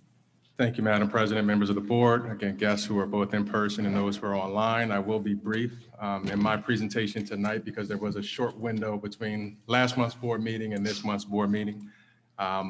First, I wanted to just acknowledge, Principal Kelly Tetrick and the staff at Groves. Mr. Matthews was in attendance as a board member for the Groves graduation. They did a wonderful job. Dr. Mark Brainerd from Del Tech was the keynote speaker. We had 21 graduates through the Groves high school diploma program, and then 4 additional GED completers. So it was a wonderful opportunity. On the 22nd of June, that was the last of 8 commencement ceremonies that we held in the district, but it was one that was fitting to see that class endure not only what everyone else endured, the pandemic and such, but to do it with the hardships that they faced as adults, many of them parents still trying to work and hold jobs, but also diligently complete their coursework, albeit virtual, through the Groves program. So again, thank you to all of those who were honored that evening and are going on. Many of them are actually going on to Del Tech as well to complete, their post-high school education opportunities. Red Clay was able to host the signing of Senate Bill 56, which was codifying, and Ms. Flory alluded to in her budget presentation, is the Opportunity Fund, which basically right now in the budget provides an additional $38 million of opportunity funding to our English learners statewide, as well as those who come from low-income communities. Just some quotes. Again, we had the Red Clay delegation, Senator Tilly Lockman, Representative Namdi Chukwucha, Representative Kim Williams, primary sponsor, Senator Laura Sturgeon, for that bill, and many others. The NAACP, Mr. Jay Street, who has been a staunch community advocate, was also present that day, and we hosted the signing at Shortledge Elementary. So it was, again, fitting to have Red Clay as the backdrop for a historic moment within the state of Delaware, really codifying and signing opportunity funds into law. And so we were excited to host that. We also want to take the opportunity to recognize Red Clay STEM students were honored at a national student conference. So as you will see on the screen and within my presentation, we had the Cab Calloway School of the Arts middle school team. They placed sixth place. So that was Rujula Borkar. The Forensic Technology and Middle School students from HB DuPont, team number 1, placed second. We also had Conrad School of the Arts, team number 1, placed 9th, and then Cab Calloway School of the Arts Middle School, team number 1, placed 10th. HB DuPont Middle School, team 3, placed second in the leadership strategies. And then there was an on-demand video for high school. Cab Calloway School of the Arts, team number 1, placed 8th. Cab Calloway also had a 4th place team in the biotechnology design for team number 5. The chapter team, HB DuPont, placed 8th for team number 1. Coding, Conrad Schools of Science had a team place. And then 2 students from HB DuPont Middle School placed 6th and 9th respectively in the cybersecurity. And then closing the Tech Bowl, Conrad Schools of Science team number 1 placed 2nd. And then Conrad Schools of Science team number 1 also placed 8th in website design. So congratulations to all of those students, the teams, and the staff members who work with those students during the National STEM Conference. And we're, again, applauding and happy that our students, one, had the opportunity to do such, but also our staff members are dedicated in providing that experience to our students. I already spoke to the Groves commencement program that we hosted here. And I just wanted to take this opportunity as we are embarking on the summer months to thank all of our staff members. Actually, 2 are here, and actually it's fitting that Dr. Woods is actually photographed in this picture as she takes the lead on some of our summer programming. Just for the public to know, we're currently hosting both district-sponsored programs as well as building-based programs. We have over 32 summer programs running throughout Red Clay. Again, when we're coming about learning recovery, coming out of post-pandemic, the fact that, you know, whether that's virtual offerings, online offerings and such, you know, we're trying to meet the diverse needs of our community as we look to get ourselves back to wholeness. And so the fact that we're offering over 32 programs throughout the district, I think is a fitting testimony to each of our respective schools, but our district office staff as well. And just some general numbers for our extended school year, numbers across various sites. We have in-person approximately 366 students.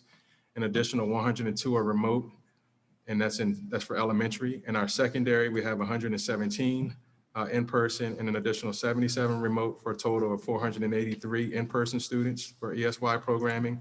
And then a total of 179 remote in all programs. It's approximately 662.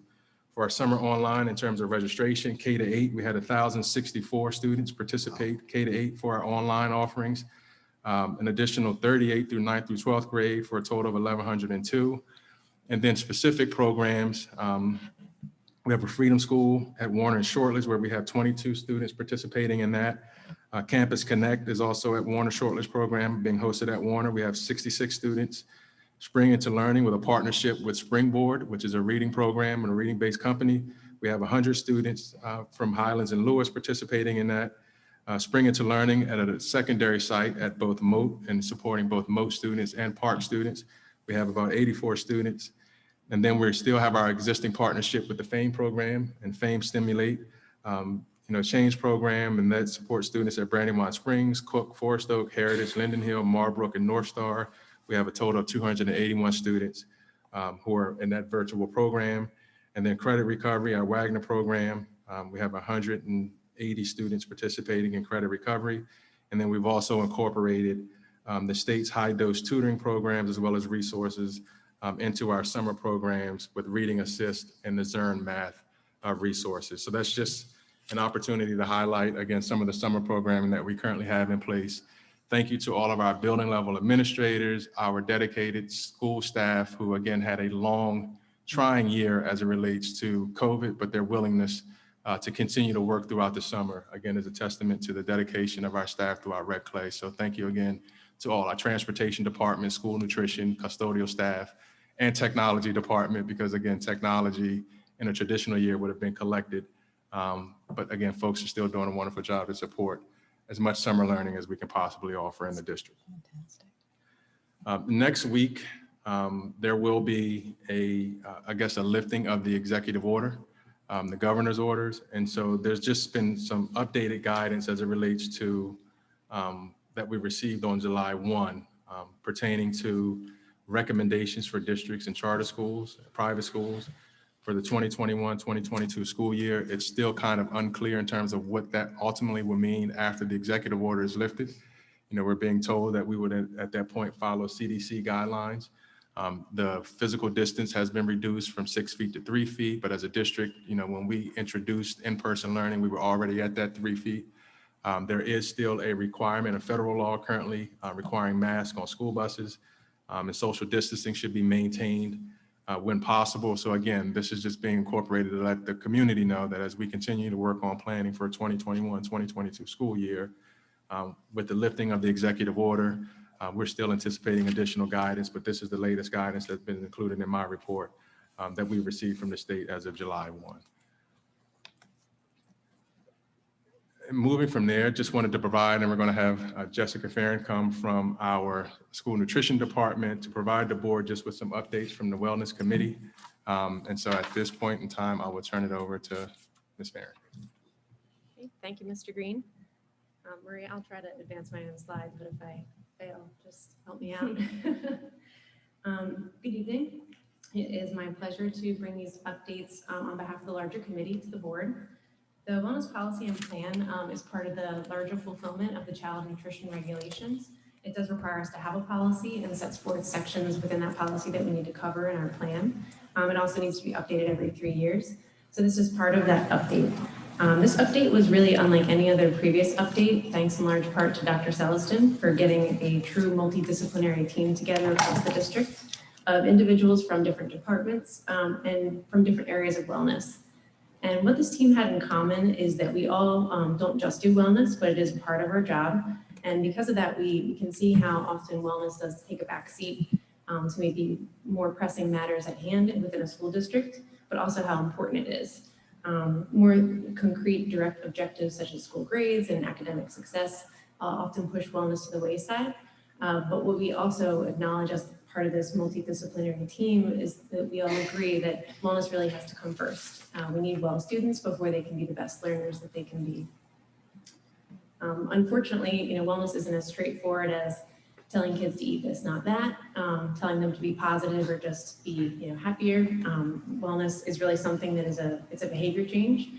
It's something that needs to be taught and then reinforced and supported. So our hope with these updates are that we can renew the focus of wellness with the district, and that we can enable our students to be the best learners that they can be, free of any emotional, physical barriers, so that whatever they do in life, they can be successful in this. Not sure of the point. So the policy is Student Wellness 8012, and it's meant to be brief, so our updates for the policy were also very brief. For the actual policy, we added just 2 sections to be covered in the larger wellness plan, which is that larger document that actually goes into the goals and the action steps. So the 2 sections added were student health and social, emotional, and behavioral health. Student health really relates to the physical and medical health of our students, and social, emotional, and behavioral health was already actually in the wellness plan, but the terminology was updated to be more current. And then our committee also had a suggestion to do a staff wellness policy. Since staff and student policies are kept separate, we didn't include it in this policy, but we did include it in our larger wellness plan, goals and action steps for employee wellness within Red Clay. So you can see the list for our wellness plan. These are the sections included in the wellness plan. So this is that larger document that accompanies the policy. The members listed next to each section were the members of the multidisciplinary team that worked on each section heading. And you can see just looking through, it's, we tend to think of it as nutrition and physical activity, but it's so much more than that.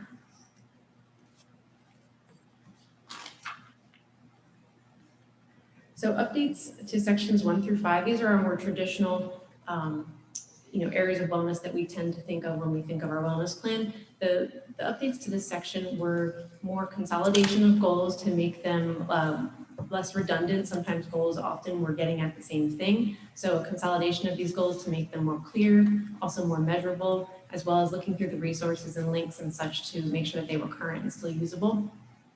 Specifically, the nutrition and health education section, there was an addition of a specific amount of nutrition education per grade or credit added. This is, a huge win in my book, because for years we've been trying to get evidence-based nutrition education into the schools. And Sean Snyder and I were working on putting together a curriculum that could be given to PE and health teachers to do such a thing. So hopefully we can continue that next year with his replacement. Nutrition promotion really relates to outreach to the community, the families, the students within school buildings, as well as the school environment. There weren't any major changes to this section aside from, again, goal consolidation. And all food sold in school, nothing was really changed to this section because this really is covered under child nutrition regulation and is already pretty heavily regulated. Physical education, Sean Snyder also had a goal of updating the PE and health curriculum to be standardized and provide professional development for that for all PE teachers to make sure that they're covering the state standards. And lastly, physical activity. The major change in this section was to reduce barriers to participating in after-school activities, primarily economic barriers related to transportation, any registration fees, but also if these programs fill up quickly at certain schools, making sure that our availability of the program matches the demand of the school.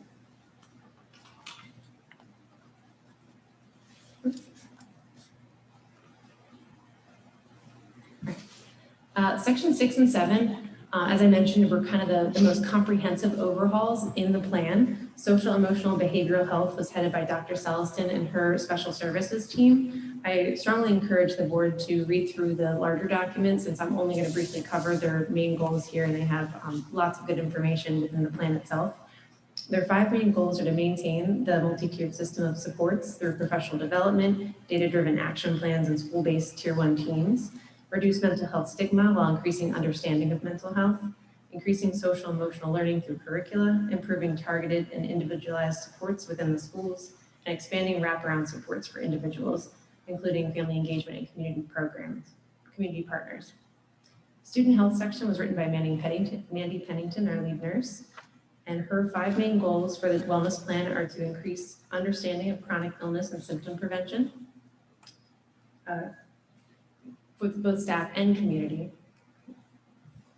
Community partnerships for targeted nurse trainings, as well as opportunities for the community to also receive education. Assess and manage illnesses resulting in absenteeism, and looking at that through student health data and assessing trends. Using the individualized healthcare plan to guide nursing care and to advocate for student accommodations when needed.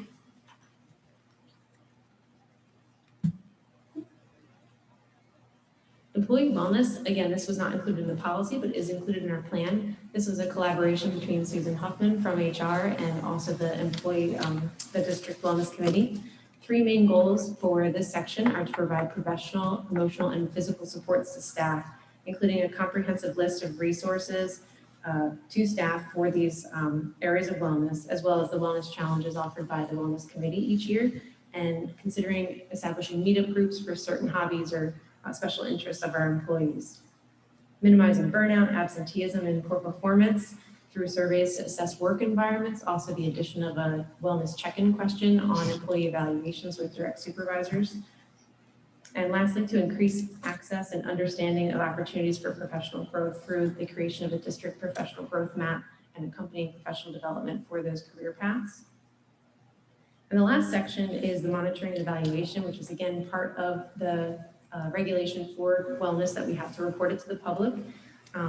This part of the plan is complete and here today. However, the assessment tool that we will use to carry out the assessment and the monitoring evaluation is still under review by the committee. It's probably the more difficult part of this review process because there are so many different areas of wellness and they touch so many different departments and people within the schools. So what our hope is that each section can come up with metrics that they, sorry, I keep forgetting to advance my slides. I should have had you do it, Maria. The hope is that each group of people can come up with metrics that are already in use that they have access to and translate it into a rubric that would result in a score of 1 through 5 for each section for each school, and then that 1 through 5 score then be tallied for it to be out of a score of 40 for each school to report to the public, and that was what would be made public along with some kind of explanation of how the score was arrived. The hope for the monitoring and evaluation assessment tool is that it can be used for goal planning and action steps at the school level.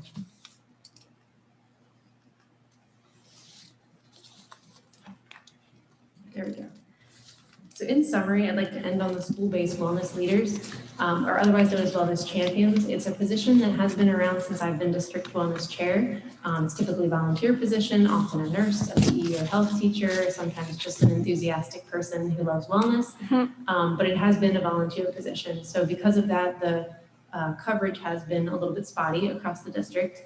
And what you've just seen is that wellness, of course, is very multidisciplinary. It crosses many departments. And because of that, and also the large nature of our district and the unique needs of each school and the student bodies at each school, the committee does strongly believe that the success of this plan hinges on having a local school wellness leader or wellness champion.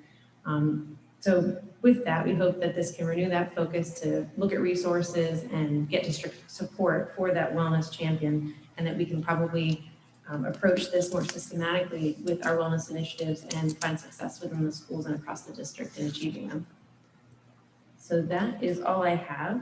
I appreciate everyone's time and attention at the end of a board meeting, but if there's time for questions, I'd be more than happy to take them.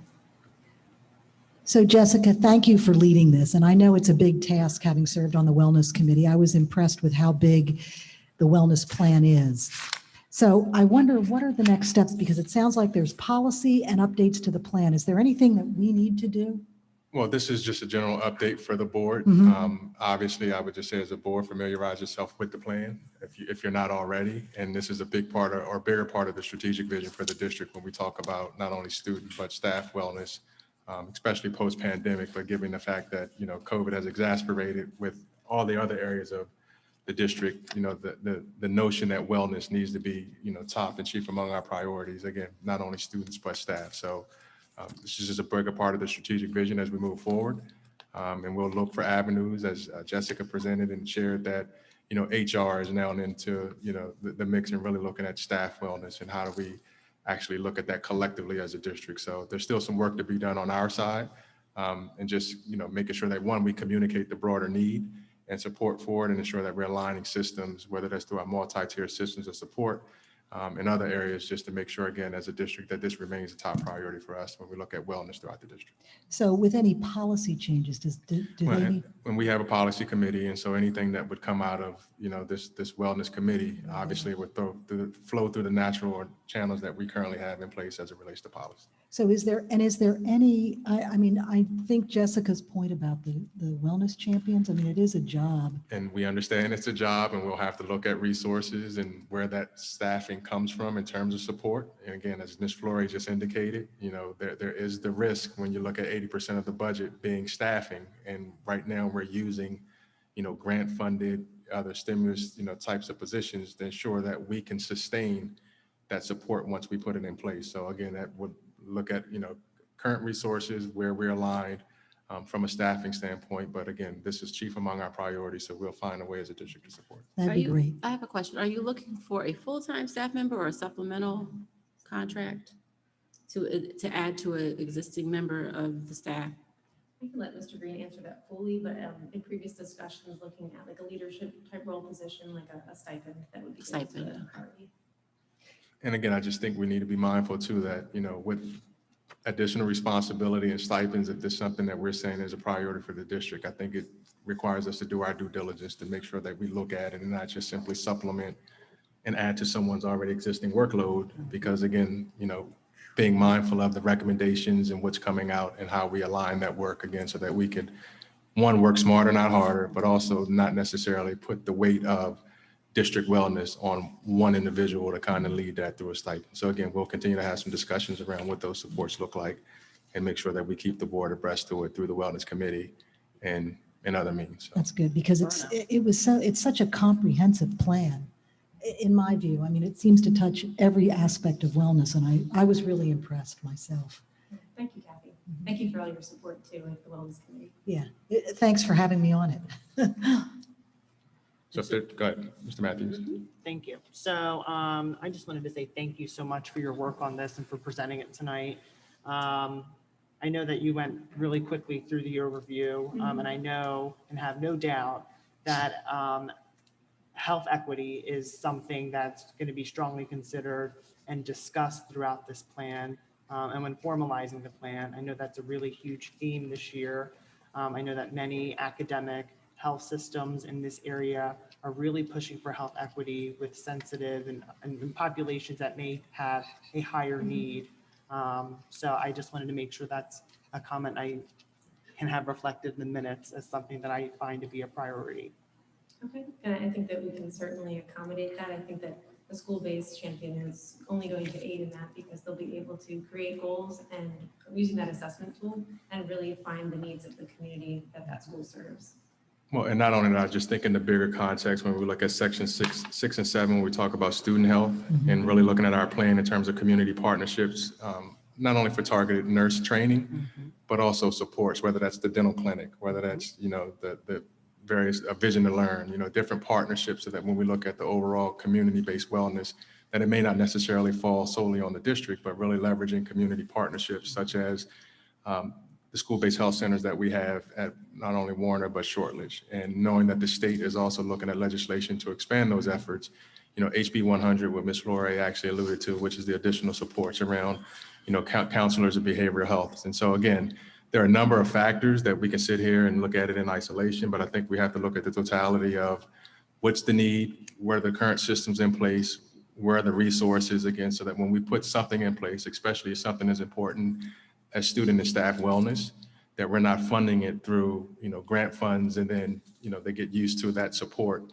And in 2 or 3 years, now we're looking at stripping that because there's not a funding or a line item to be able to support it. And so then what does that look like from a local standpoint in terms of a local proposition of the district supporting it? So all valid questions, but also opportunities for us to continue to engage with the Wellness Committee to look at this a little bit more deeper moving forward.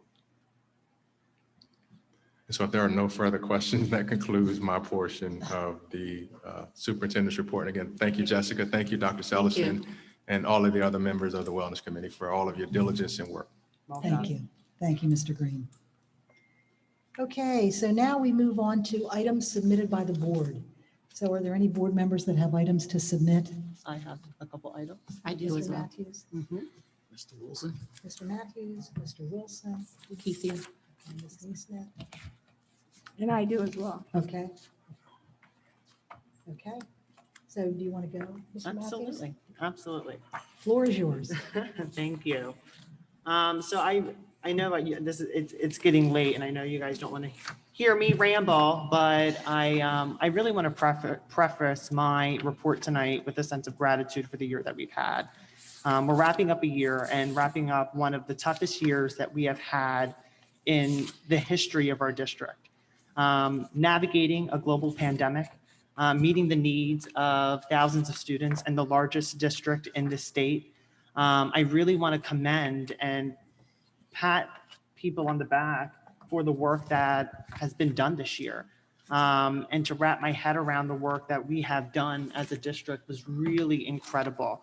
I had the opportunity to attend all 8 of the Red Clay graduations with Dr. Green and members of the school board, and to see how rewarding it was to have those students walk across that stage.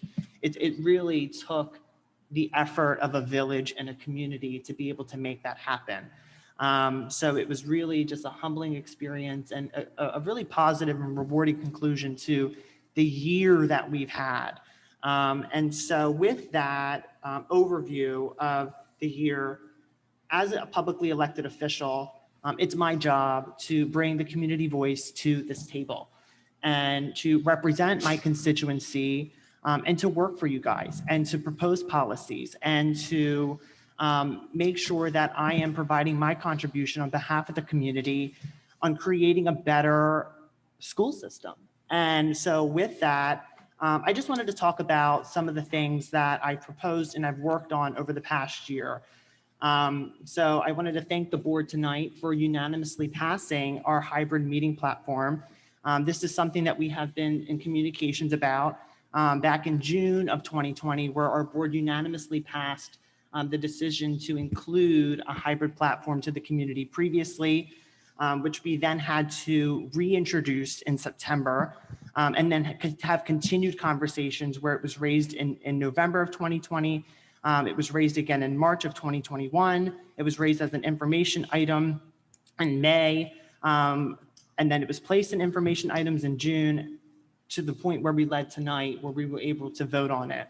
So I just wanted to give some background to that. And I wanted to thank Dr. Bohm for her efforts in continuously bringing this topic to the table and offering this, because as I mentioned, it was something that needed to be raised time and again. And so to be able to have that passed unanimously tonight and have this board support is really incredible, particularly for those who are home and are busy parents, and for those who have need accommodations, who are not able to physically make it out to our meetings. So I think it's a really equitable practice that will really serve our community a long way. The next thing that we worked on this year, in collaboration with Dr. Bohm, is our student rep policy. And so I want to welcome Miss Elena Matthews. And just for clarification, there is no relation between Elena and I, despite having the same last name. So, but it is really rewarding to have a student representative on the board tonight, something that was introduced, that I introduced at my very first board meeting 3 years ago today, and was actually introduced by Dr. Bohm even before then, back in 2017. So this was 5 years in the making, and to be able to have Ms. Matthews participate in tonight's meeting is really quite something, and we really value your voice, and I'm glad that we've adopted this practice. It's a practice that school boards do all around the nation. So for us to be able to get up to par, although taking 5 years to get there, I'm really proud of this board in taking this leap, and we appreciate having this addition.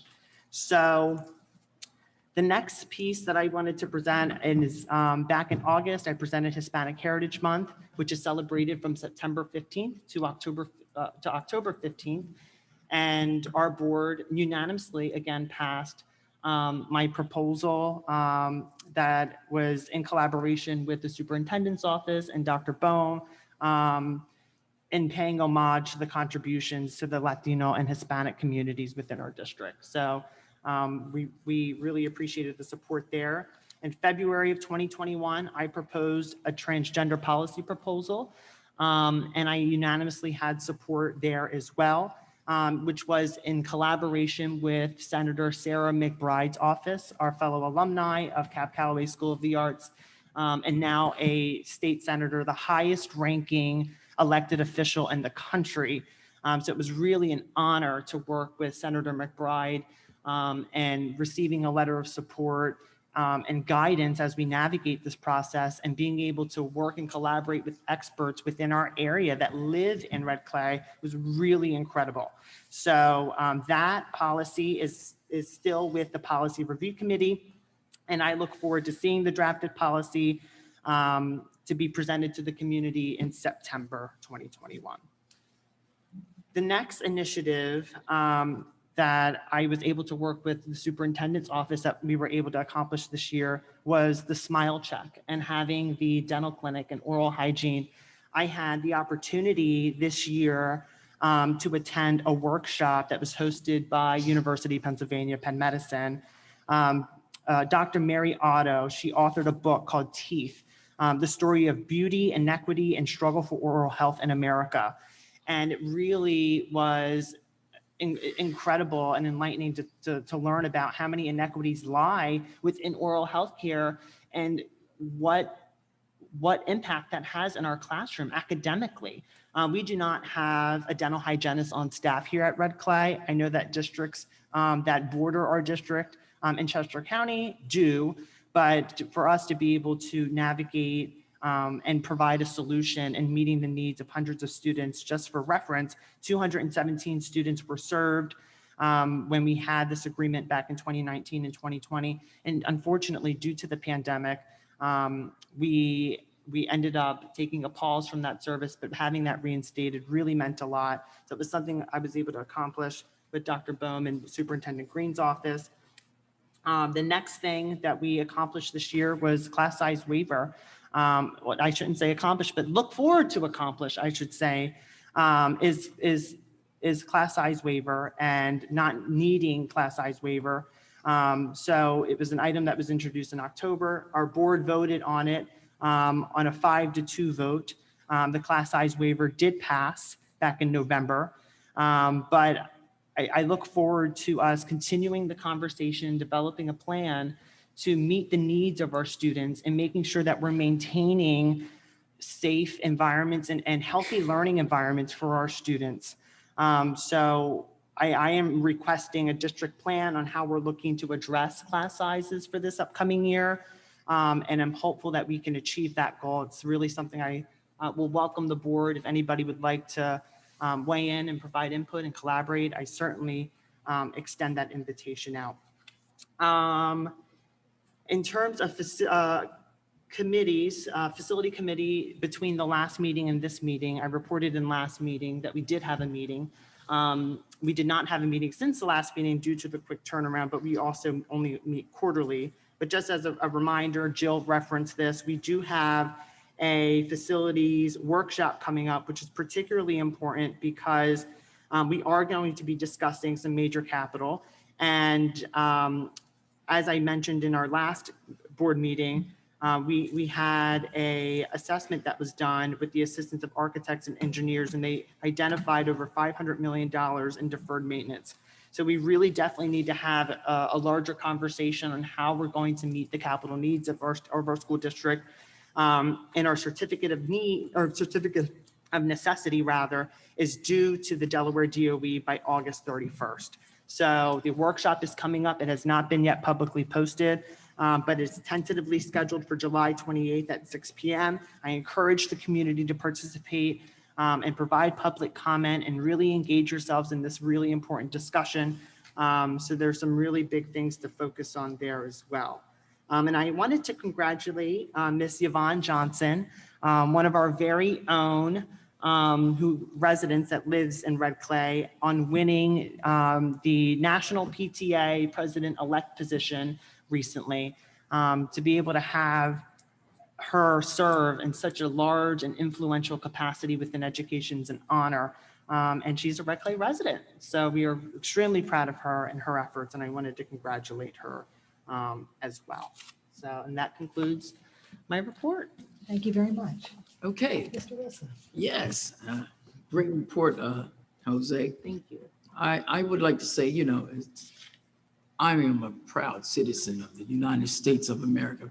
Tonight, we've seen the democratic process laid out before us. And we see, even though it's 7 board members, what happened 5 and 6 years ago and came to fruition tonight with, you know, different things that have been passed, just in your report, that even though it's 7 of us, we can agree on different things. I like to say that we know 21-22 is starting as of tonight. And I am saying, or I'm stating that this is beyond the pandemic. I would love to see our board come together, get behind our Superintendent Green, our administrators, our staff, and let's hit the ground running. Late August, things are going to get busy. Prior to it, so many things that's going on. Let us not forget the main goal why we sit here. Anybody can answer that? Students. Students. Student achievement. Student achievement. Kids, the children. It's about the children.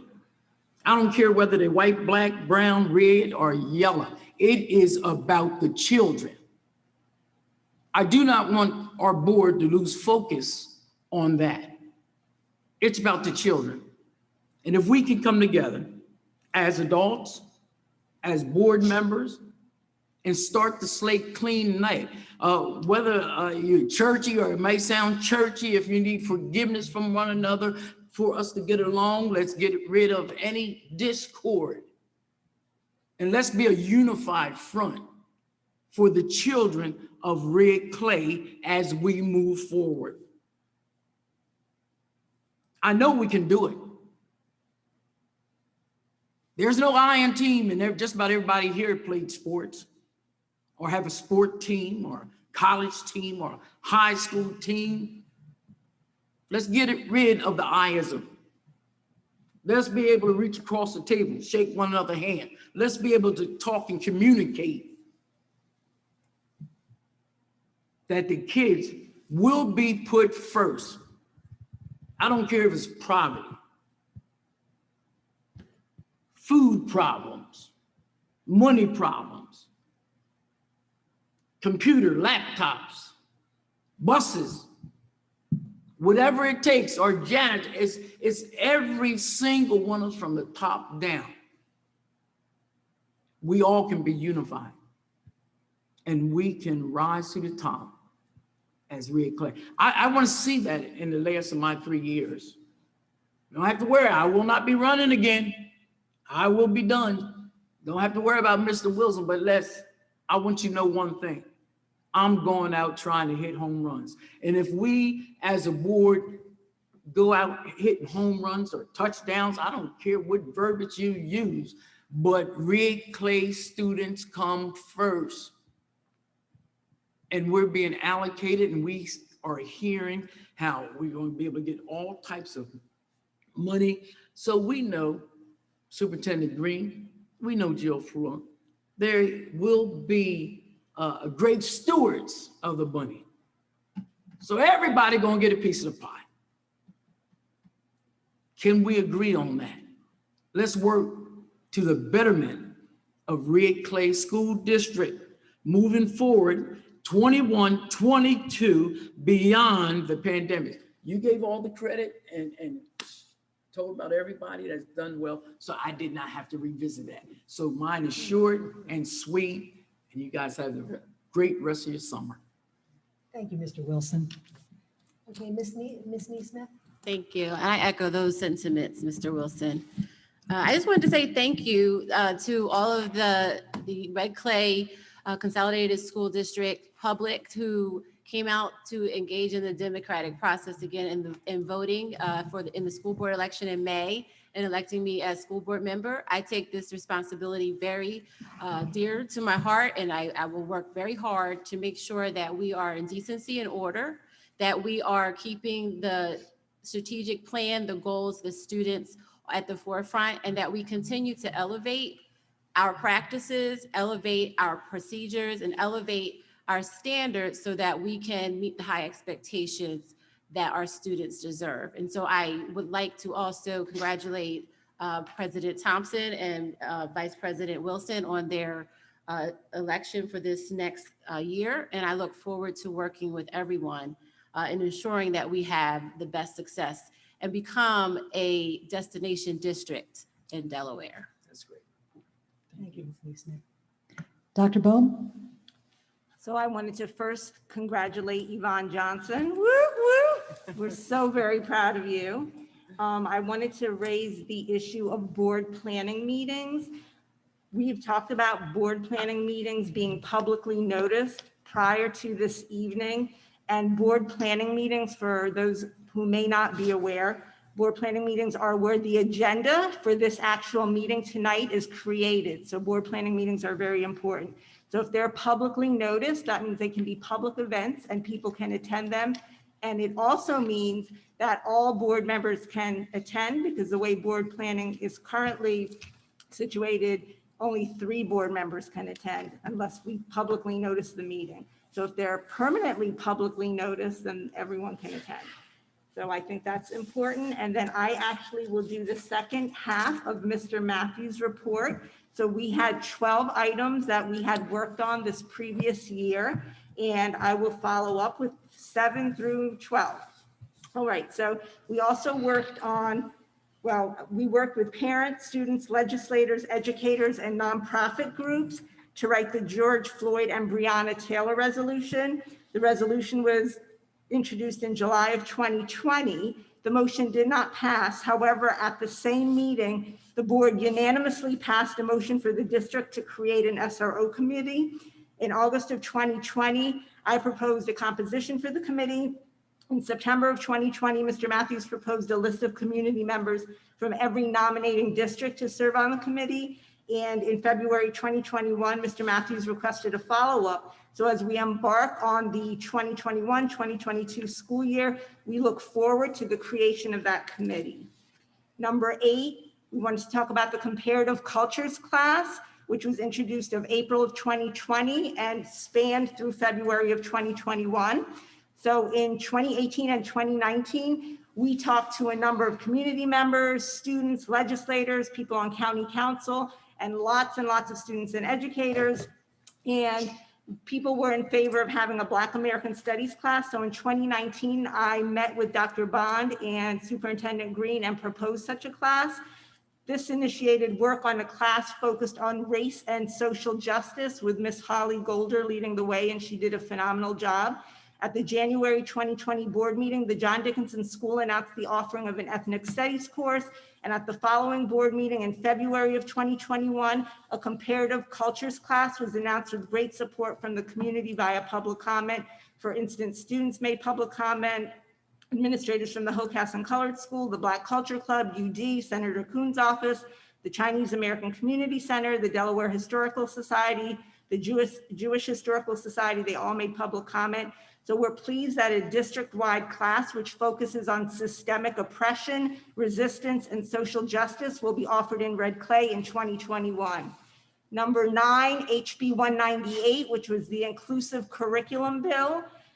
That was introduced in December of 2020. The advocacy that we helped lead to create a more inclusive curricula and the work we did to initiate the creation of a social justice class was noted by Representative Sherry Dorsey Walker. And she asked Red Clay to participate in the writing of HB 198, which we did. And Mr. Matthews, myself, as well as our superintendent, we all gave public comment in support of the bill at the House of Representatives Education Committee hearing in March of 2021. And then we also worked with the community and many students to write a resolution in support of House Bill 198, which the board passed unanimously in March of 2021. We also, for number 10, we helped initiate a board workshop series where we proposed a series of board workshops to improve board functionality. And that series was led by Dr. Kristen Albert, and she focused on leadership models, board norms, how to foster inclusivity, and the myriad ways in which racial, gender, and class status on the Red Clay School Board impacts educational outcomes for our students. Number 11, we worked on choice applications and talked about race and admissions, and this was in March of 2021. We looked at trends for the data coming right out of the Red Clay database, which revealed a low level of admissions for students from Title I schools, especially students of color. So we look forward to the district creating policy to address this phenomenon during the 2021-2022 school year. And number 12, we introduced the Tobacco-Free Kids campaign in March 2021, where we worked with the community to write a resolution to end the sale of flavored tobacco products to children, which passed unanimously. So in conclusion, despite the pandemic, we've had a productive year and will continue to work hard in representing our constituents and supporting our students. Our promise on the school board is to continue to be the catalyst of structural change in Red Clay. We look forward to hearing from other board members tonight about their initiatives, proposals, and policy recommendations over the past 12 months. And who'd like to go next? Anybody else? I think it's me. So a couple of things I wanted to bring up. We have a handbook that, first of all, I attended the Community Financial Review Committee, which I won't go through because Jill has handled it admirably. We have a board handbook that needs to be updated, and I think we need a process for doing that, getting everybody's input, and then we voted on that and passed that on the board, and I think we need to do that because some of the things are clearly outdated. So I'd like to get a process together to update the handbook. I know that I have a motion, not a motion here, and I'm not going to raise it, but I do think that we as a school board and our biggest task is focusing on student achievement, and yet it's an area that we don't focus on a whole lot. And I would like to look at ways in which we can bring that focus to the school board so that we are more active, so that we understand better the achievement of our students and how we might be able to improve that. I know the district looks at it. And I Well, think we could look at it, it can be in the form of workshops. We're also, will be proposing in the upcoming year to have quarterly data retreats for Wonderful. admin that we can include the board in. I will say we did host, prior to the pandemic, a student achievement board workshop that Dr. Marshall did facilitate. And again, that's not outside of COVID, it would be a normal part of our process. But again, I think COVID for the past 18 months has put us in a position where right now the data doesn't really give us a clear indication of what achievement may look like, understanding that students were in different environments, but we can facilitate workshops for the board to look at student achievement at any point. That'd be great. And getting involved in those data workshops would be wonderful as well. That'd be wonderful, Darrell. And then also, I'd raised this before, but I do think that, I know there's a board policy on curriculum and an administrative memo. And I would like the administrative memo to potentially more clearly indicate how the board is involved in the whole curriculum process and knowing of it as it's going on. We talked about that before. And I would just need clarity around what the board Once. wants in Okay, terms of let me see what involvement that with is. curriculum. Again, I think we have staff members who are well-versed in working with our educators within the building to select curriculum, but it's a matter of what the board is seeking in terms of whether that's an update or a mechanism by which they can, gain a better understanding. I'm not sure. Again, just would seek direction on behalf of the board as to what the board is asking relative to curriculum. Okay. Great. Okay. That sounds great. And that's all that I have. Can Okay. I add? Anybody else? Yeah. I have a point of clarification, just to understand how we proceed. During the items submitted by the board, we're having discussion and we're sharing ideas. How do they move forward to the next agenda? Is it proper to make a motion at this point? Because Kathy, for example, you said the board handbook needs to be updated, and I agree with that. Is it proper to make a motion at this point to have it on the agenda for next week or next month, I'm sorry, and or another motion, I have an idea for that in creating a special committee. So I just wanted to get point of clarification on this part of the agenda. Well, if the way we typically operate, Kesia, is if we make a motion 1 month and we vote on it the next. So typically to allow public comment as an input in between. We've had this whole issue with the board handbook and updating it before, and we want to make sure that we get all of the board input in order to update it. So I was just asking Mr. Green for a process. I wasn't making a motion personally. I'd like to make a motion. I'm able to do that. That's kind of what I'm asking. Oh, yeah, you on can that. make a Okay, motion. so I move that we form a special committee to update the board handbook and specify the bylaws within the handbook. So that would be a motion that we would deal with next meeting. Yes, I like that move to the new business or unfinished business for the next meeting. Well, Ms. Nicias made a motion, someone would have to second that Second. motion, and then you would have to have discussion on the motion. Second, Dr. Bone. And so it's up for the board to have discussion in terms of what the board would like to do in terms of creating or updating the handbook. Yeah, Well, the question, the motion is to form a special committee to update the handbook. yeah. This is Ashley Sabo. Who would be on that committee Look at the handbook. in your mind? Suggestions and we can talk about it. We could do it in a committee, but I don't know that that's necessary at this point. And I don't know what you mean by the bylaws. So Because there aren't really any bylaws. We have policies. yes, so we have policies, but as a board, we should also have bylaws for how we operate in our business meetings. And so the board is governed and operates by Robert's Rules of Order in terms of the parliamentary process that's outlined in Robert's Rules of Order. So it may be worthy, and I would just generally say that the board, and I can facilitate and work as a workshop format to help the board understand those parliamentary rules.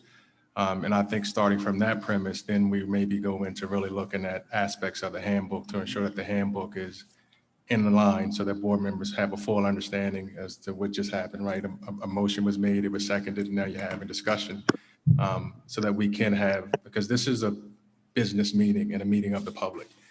And generally speaking, when we have items submitted by the board, that's kind of the process by which we set the agenda so that it's clear that those items have already been duly noticed so that when we have public comment, the public is actually making comment on agenda items that have been publicly noticed. So again, it's the board's prerogative as to how I take direction from you as the executive secretary as to how you want to proceed.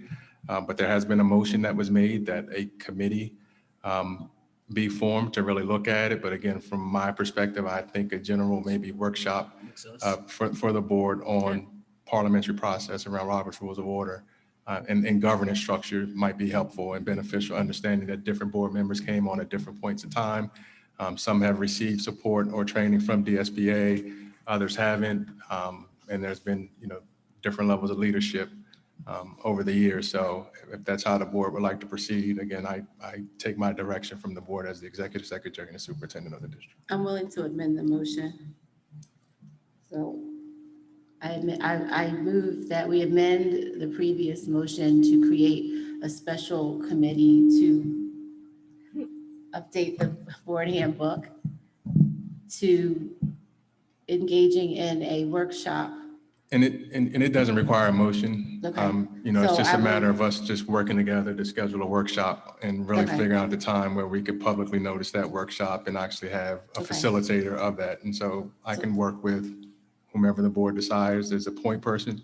If Ms. Neesmith wants to offer that, or I can work with the president of the board again to really determine a workshop to really look at governance structure, and really looking at maybe a workshop on Robert's Rules of Order and just board governance. Again, we've had a series of workshops in the past with Dr. John Marinucci, hosted a retreat to kind of cover some of that aspect. We didn't really go deep in kind of the red clay board governance structure, but if that's the board's prerogative to hold a workshop on governance and parliamentary process as it relates to Robert's Rules of Order, we can help facilitate that. Yeah, and to add to that, we had a couple of workshops years ago with Kitty Blumsack in particular, who facilitated them, where we came up with the whole board handbook, and we created the board norms, and we created the board processes that are in there. We adopted them. So that was the process that we were using. Yeah, so I think that it would be, like you said, and I echo your idea to update the board handbook so that the processes and procedures that we have adopted within Robert's Rules of Order are outlined and specified so that we can hold ourselves accountable to effective and efficient meetings, and that there's not a lot of confusion, which might help to bridge the gap with communication. So I will rescind the motion on the tape that I put out, and we can discuss this further in a workshop. Sounds great. Thank you. That sounds good. Thank you. Anything else? Okay, hearing none, I'll take a motion to adjourn. So moved, Dr. Bone. Dr. Bone moves. Is there a second? Second. Mr. Wilson seconds. All in favor? Aye. Opposed? Okay, hearing no opposed, I think that's unanimous. Thank you very much, everyone. Appreciate your time and effort.